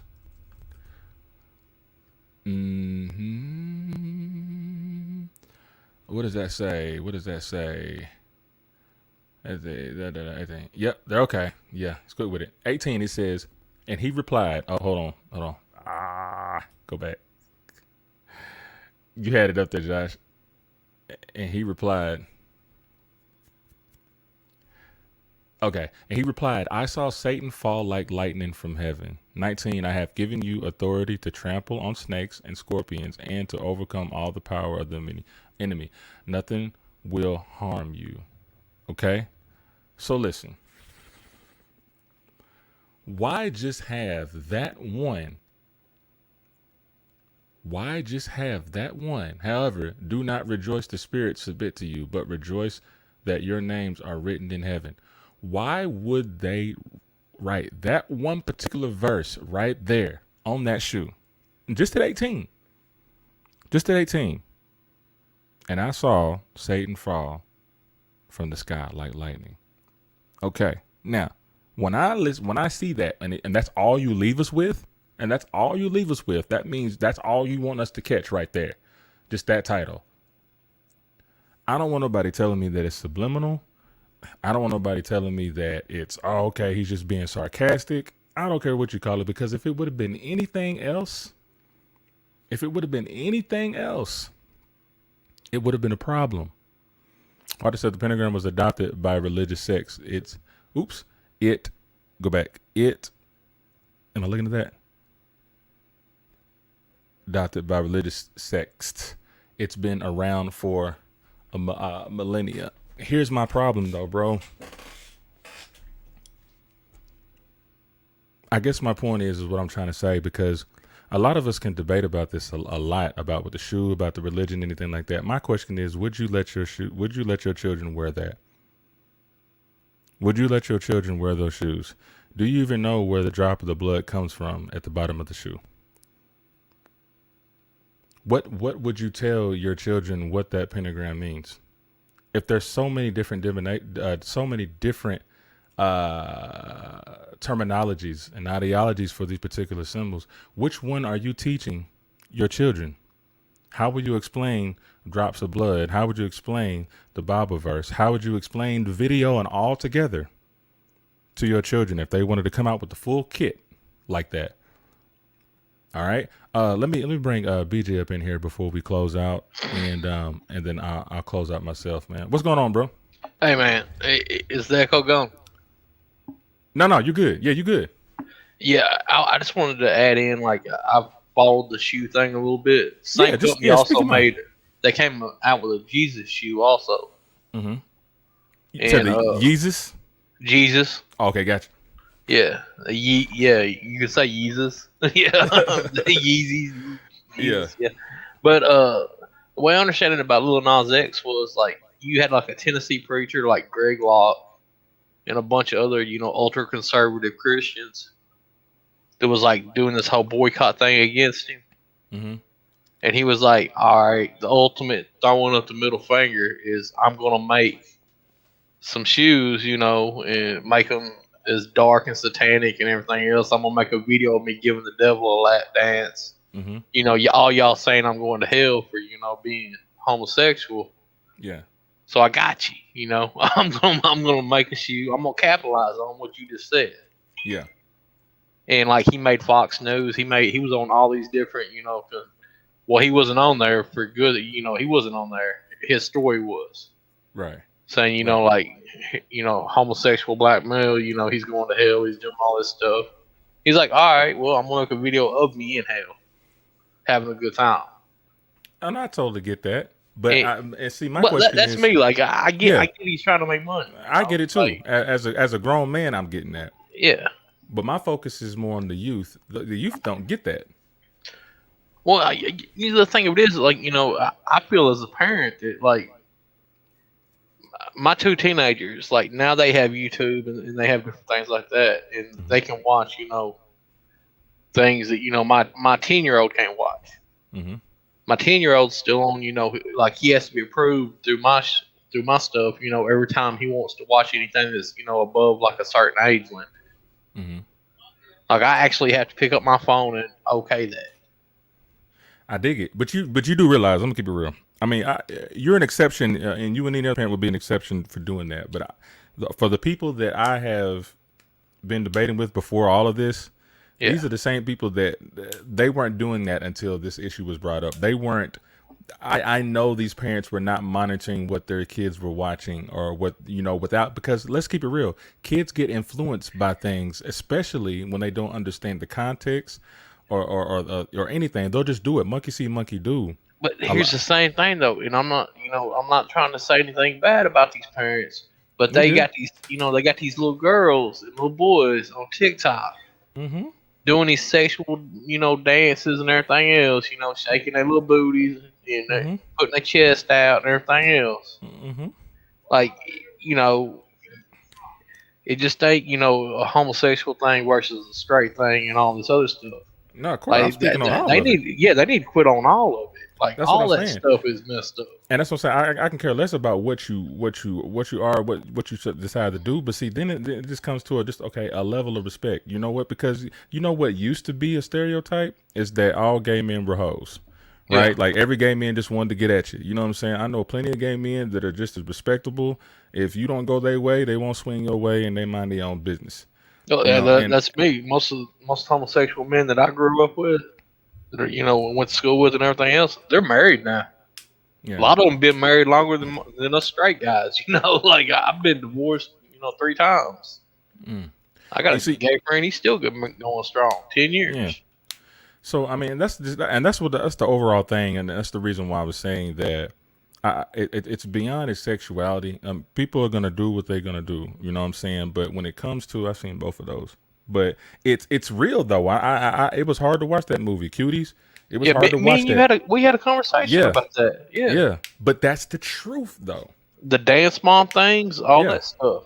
That's the truth. The sexualization of children and stuff like that. And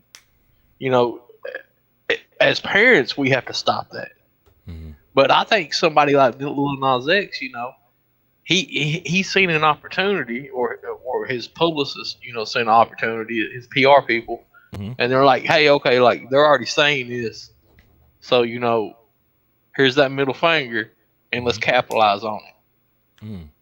And so, I'm gonna get ready to close this or whatever. But what I would like you to do, is there anything that you kind of want to close off on? Anything that you would like to say overall? I think that all sexualization, as far as anything to do with kids, parents, you guys need to watch what your kids do online. You need to stop with all the little TikTok dance offs, anything Instagram, Twitter. Like, be a parent. Like that's the number one thing. Be a parent. And sometimes that means, you got to stop, put your needs and everything aside, and, monitor and watch what your kids do. And that's it. I dig that, man. Look, man, I really appreciate you tuning in, man. Real talk, man. It's good to have people like you that have great dialogue and stuff like that, man. So we do appreciate you, man. And I appreciate you, man. Yeah, we'll be in touch, my man. Be All easy. right. For sure.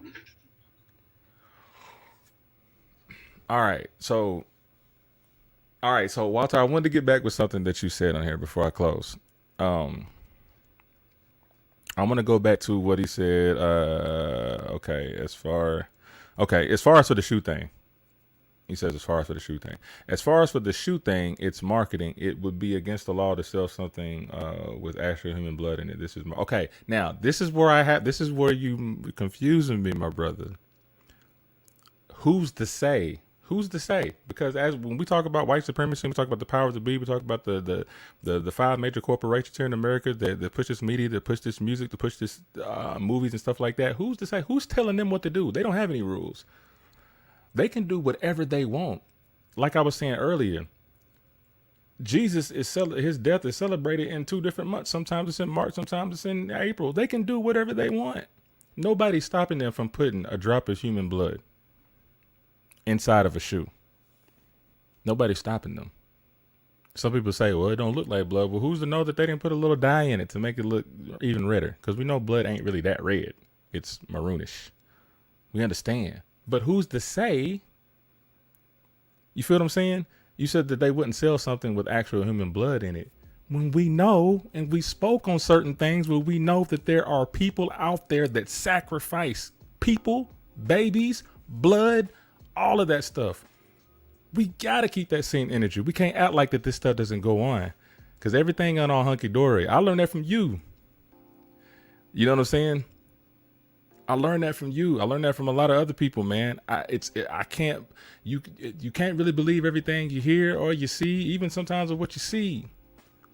Sometimes it's just a lot of discernment. But one thing that I'm not going to let slide is to think that they wouldn't put a drop of human blood in that mug. Who's to say that they don't? They put GMO in our foods. Now, isn't that against the law?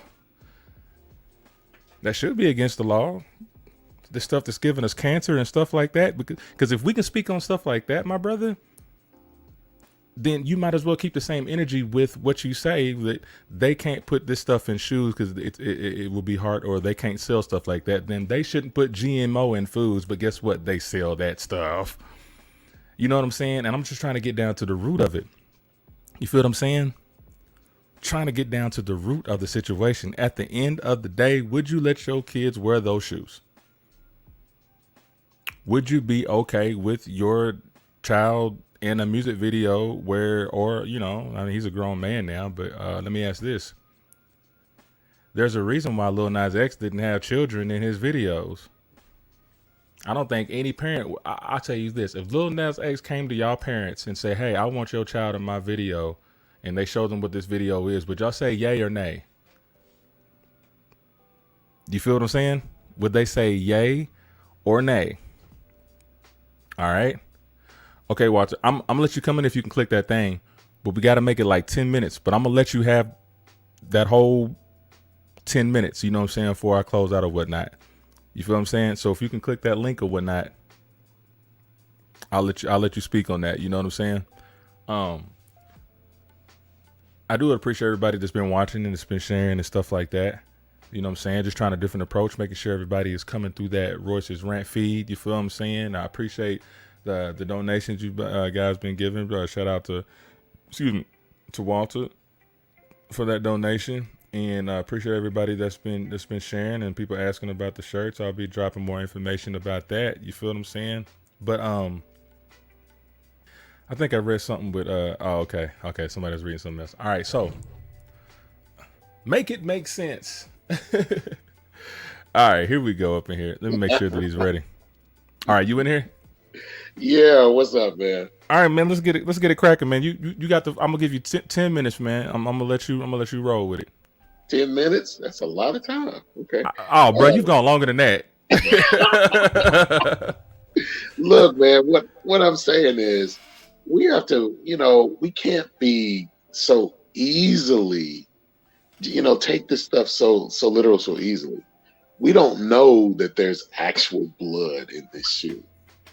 We know that he's put together one hell of a marketing scheme to get, some publicity and possibly even get some people who are counterculture enough to buy some tennis shoes, but nobody knows. There's no way you could know if there was a drop of blood actually. And so it really doesn't even matter, because unless you could prove it, you would never know. He's doing it exactly, with this whole controversial video and his whole image and all that stuff. We're doing exactly what he wanted us to do. I'm the thing I don't like is the negative imagery. Dude can live his life the way he wants to, but the imagery, we all know that imagery does something different to us, even as adults, and that's what I put in there before. For children, those images mean something completely different. You're introducing ideologies and thought processes into kids that they don't naturally, normally even consider. Kids don't think about this thing, crime. That's my issue. The fact of him putting 666 on something, that number has been used for thousands of years to mean many different things. Just like the swastika. The swastika was a Kemetic symbol that the Indian people from the country of India adapted and used before, thousands of years before Hitler turned it into what he turned it into. So, people, just like words, we use words differently now than we used to use them. We use symbols differently now than we used to use them. I was just looking on, just looking at that pentagram. There's many flags and organizations that use the pentagram, whether it's upright or upside down. That's been used for thousands of years. It's what you imbue into what that means. That's the main thing. I got a quick question then. So this is I got to challenge you a little bit. So Okay, let's just say that there was a new sign. Like, let's just say it's a circle with two circles side by side inside of them, right? Mm-hmm.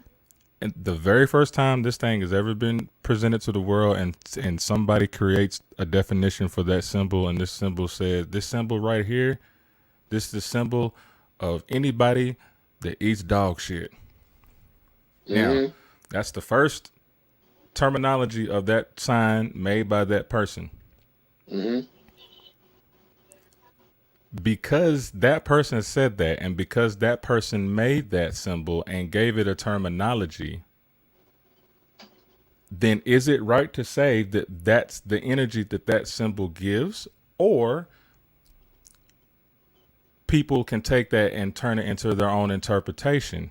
Now, whether that interpretation is messed up or something positive, if it's negative or positive, how do you find that common ground on what it really is? Because at this point it gets confusing to me. Then if there's so many interpretations for a particular symbol, then just like you say, how do you know if there was a drop of blood or not?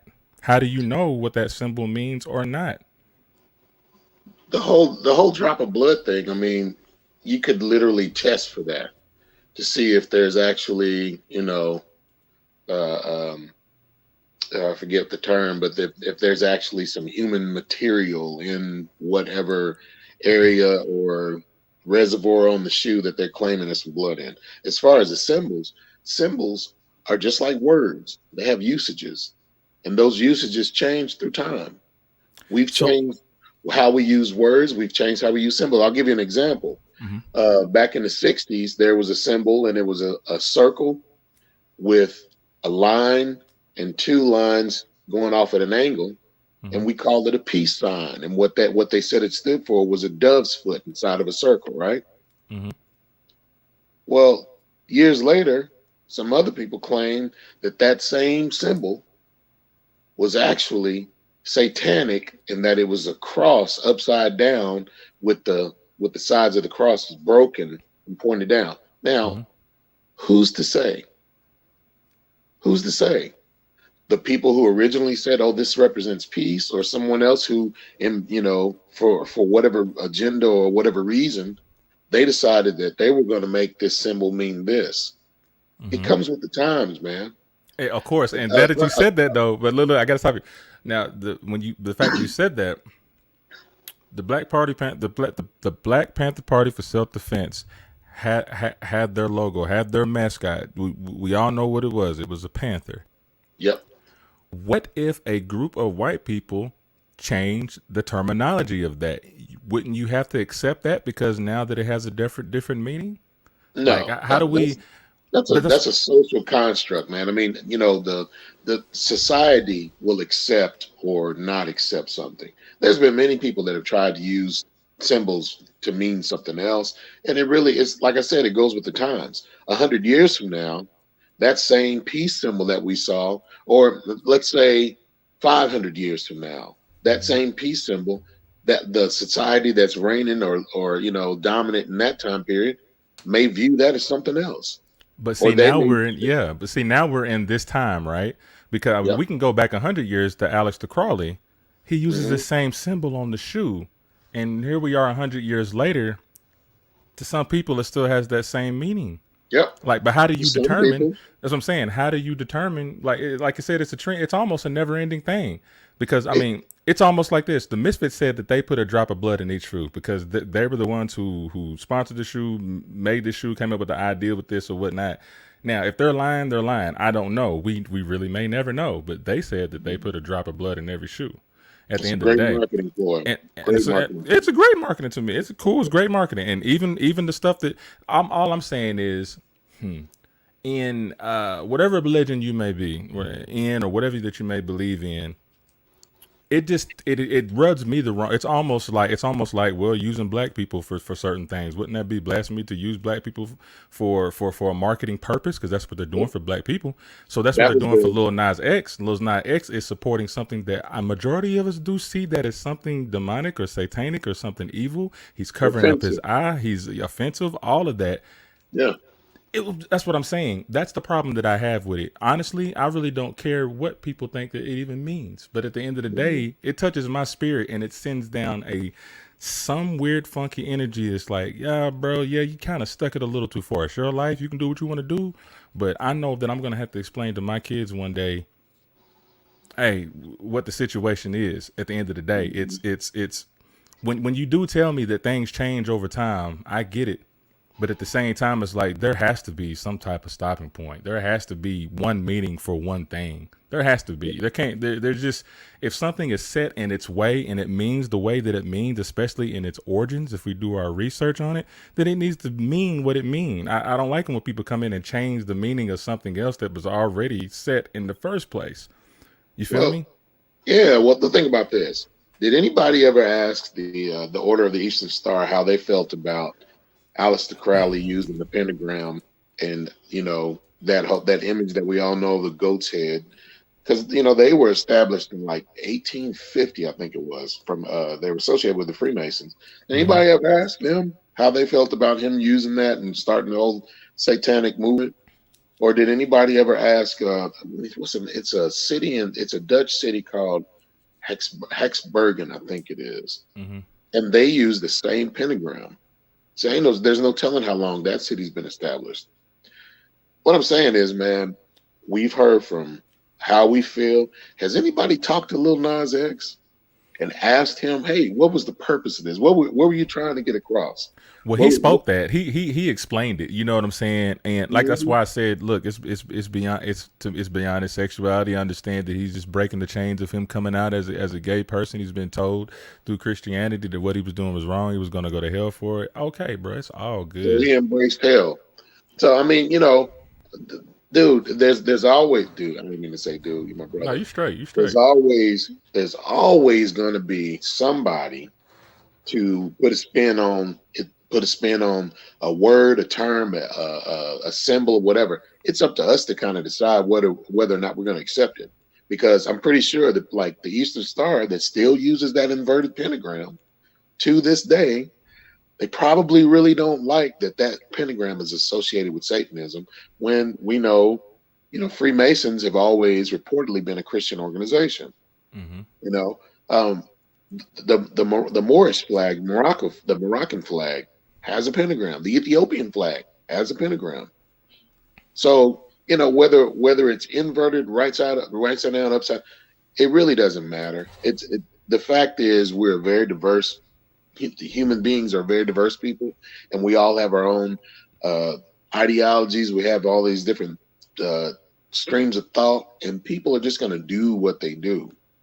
What we can't do is imbue our own understanding on something somebody else is doing, even if they are using the same symbol. We can't take our thought process and say, okay, well, that's wrong because this means this. Well, it means that to you, but to this person, this symbol means this to them. It's almost not even worth arguing about. Not that we're arguing, and not that arguing is bad. Or I think that's where arguing your point is where people get an understanding. But there's going to be more. There's always been more. There's always been somebody that's going to try to get some shock value, and it's just the way humanity works, man. People do this kind of stuff and always have. My thing is, we can't read we can't read deeper into what this means than what Lil Nas X is, because I guarantee you he ain't worrying about this. I guarantee you that he's probably not a Satanist. He's probably not somebody that worships the devil, and he's probably kind of cracking up because all of this publicity, that the thing about the shoes. Now that video, that's a whole different ballgame to me, because introducing that kind of imagery to for a popular artist, because we know it's directed at the kids, we know it's not directed at adults. Adults can decipher and look at that and blow it off. Those lasting images are made, really directed towards the kids. That's what I have a problem with. I have a huge problem with that. But the entertainment world makes room for a Lil Nas X. So maybe we shouldn't be too upset with Lil Nas X. Maybe we should be a little upset with that label that he's on that's putting this out. That's exactly what I was pressing. Maybe instead of like blowing up at Lil Nas X, because he can only do what a label. Artists don't have the power and the that most people think they do. They're told what to do.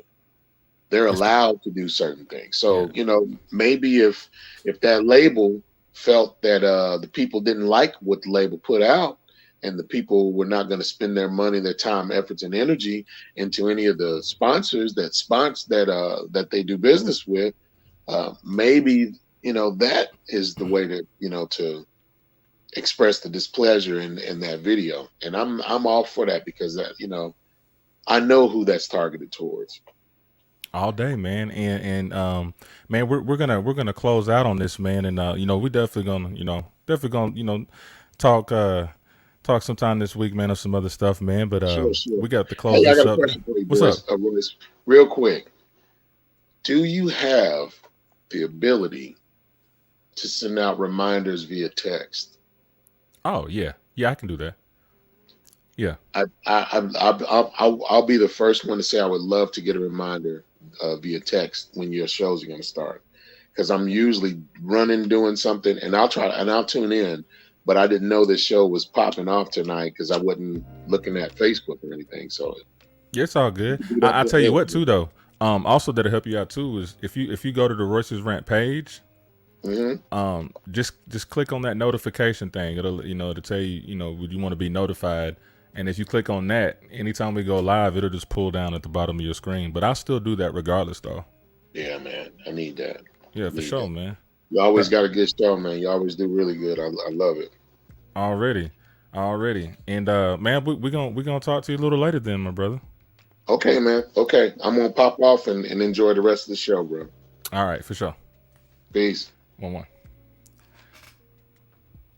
And it just got to my attention or whatever, but we hung up though. And I'm glad Jamie pulled that up, because we were doing some research earlier, and yeah, he was the he wasn't really the executive producer. He was the director. He was the co-director of it, I believe, because that executive producer was that guy from Russia, right? The director was a Russian or some. Yeah, she was a Russian, but either way, he directed that video, which means that he had a say so in how it was done or how he wanted it to be portrayed. And usually, just with an executive producer, they're just the ones that be like, okay, I'll let this go down. How much money do you need? What do you need for the set? Da producer, we can get all those. You know what I mean? You know what I mean? But it is true within record labels and stuff like that. If you're signed to a record label, you don't call the shots. That's why it's good to be independent, like Royce's Rant Network. You already know what it is. But listen, you guys, you know what I'm saying? As we close on this, man, it's been a good little 2 hours, man. I really do appreciate everybody that has, you know, came directly to the Royce's Rant page. Like I said, we're trying to push the they're trying to push the Royce's Rant page. And another thing, when you go to the Royce's Rant page, you guys make sure that first that you like it if you hadn't liked it, but also hit the notification. Hit the notification. Basically, you know, when you go in there, I think you're scrolling down in there. When you see it sit right there, it says, when you see my live up in there, it says get reminder. And when you click that get reminder right there, it'll be like click, click. It'll turn gold in your check mark, and it'll let you know that you're interested. And then what will happen is it'll give you a time limit, a time frame, 20 minutes. Royce's Rant about to come on. 20 minutes, Nino Black. 20 minutes, Jimmy L. Tyson, Bishop Jimmy L. Tyson. 20 minutes, Herschel. It'll give you 20 minutes, 5 minutes, 2 minutes, and it'll let you know when you're live. So you can just, once it pulls down on your screen, you can just click it right there. That'll save a lot of time. So make sure you go to the Royce's Rant page and make sure that you click on that get a reminder. Also, I know there's a lot of people that do the audio situation. You know, we've been listening to some of our fans and stuff like that and say, hey, man, I hear you guys that, you know, on Spotify and Apple Podcasts and stuff like that, man. Like, do you guys have a link to that? And we apologize. We've been slipping on that, you know what I'm saying? So each time that we post our upcoming shows, we're going to make sure that we have a link up under there. It's just one link. It's a link tree. I think I put it in the description on this one if it attached, but we'll put a link tree. And if you click on that link tree, it'll take you to our YouTube. It'll take you to the Spotify. It'll take you to the iTunes. It'll take you to the Anchor. You know, if people listen to it through Anchor, the Anchor app, which is a good app if you want to do your own podcast, even straight from your phone. It'll take you to all of our major outlets with one click. It'll be so easy. Shout out to all of our sponsors. Shout out to Jay's Butter. Shout out to shout out to, golly, there's so many of them. Shout out to Dollar City, you know what I'm saying, and Eddie George. Shout out to the real Atlanta Housewives and their hair products. Shout out to the Tennessee Cell Phone guy. Shout out to Nino Black and his gun accessories, you know what I'm saying. Shout out to Lotto, the barber Lotto, to get you cut up real nice. You feel what I'm saying? And then anybody else would like, there you go. That's the link tree right there. You click on that link, be easy as pudding pie. You dig what I'm saying? And I don't like pudding pie. It's kind of nasty. But you click that link, you'll get to all of our stuff, man. You know what I'm saying? We're trying to run these numbers up. We're trying to put Tullahoma and Middle Tennessee on the map, Nashville, Murfreesboro. So y'all make sure y'all support us. You feel what I'm saying? Continue to send stars. Continue to donate. And even all of the other things we got going on locally, I hope you guys will come. You'll see more advertisement on that. You dig what I'm saying? And once again, I appreciate everybody sharing. I appreciate everybody doing what they've been doing. And your support for Royce's Rant Network. We got next up tomorrow at 8 p.m. We got my boy Nino Black with Black Thoughts. He's going to be talking about how important, or the importance of co-parenting. You know what I'm saying? The do's and the don'ts, the negatives and the positives. You know, they got some stories to tell. You feel what I'm saying? And it's going to be a great show. And then y'all know Wednesday we got Bishop Jimmy L. Tyson going to be giving us a little word, you know what I'm saying, from a down-to-earth approach. And then we got Herschel. And Herschel Williams is going to be talking about excerpts from his book, Anatomy of a Cheater. You feel what I'm saying? He got some interesting stories, and I can't wait for him to tell you guys some of the things that he's been in. You know what I'm saying? Don't forget, always, last but not least, y'all already know what's up. Make it make sense. You know what I'm saying? I didn't come up with the term, but dadgummit, I finally put it on a shirt, and we're going to be selling these pretty soon. You feel what I'm saying? So shout out, you know, bring that up there one more time. You know what I'm saying? Just one more time. Shout out to Conley's Customs Creations. You can find on Etsy shop at Conley Creations US, or email her at www.kindly5223 at gmail.com. Of course, she made this. You know what I'm saying? Of course, I did it on the Photoshop. You know what I'm saying? Make it make sense. You feel me? And we, to put the little logo there. Put the Royce's Rant logo right there. Look at that. So we're gonna be selling these soon. You know what I'm saying? So y'all make sure y'all stay tuned to all of that. We're going to be selling a lot of merch in our areas real soon. So I hope y'all support that, all right? So let me get off of here, man. It's 10 o'clock. It's time for y'all to go to bed. Go to sleep. Go to sleep. I'm your boy, Royce the Voice. Orange Click, Orange Leader. Shout out to K-Team. Speak your thoughts, lose your mind. Get out of here.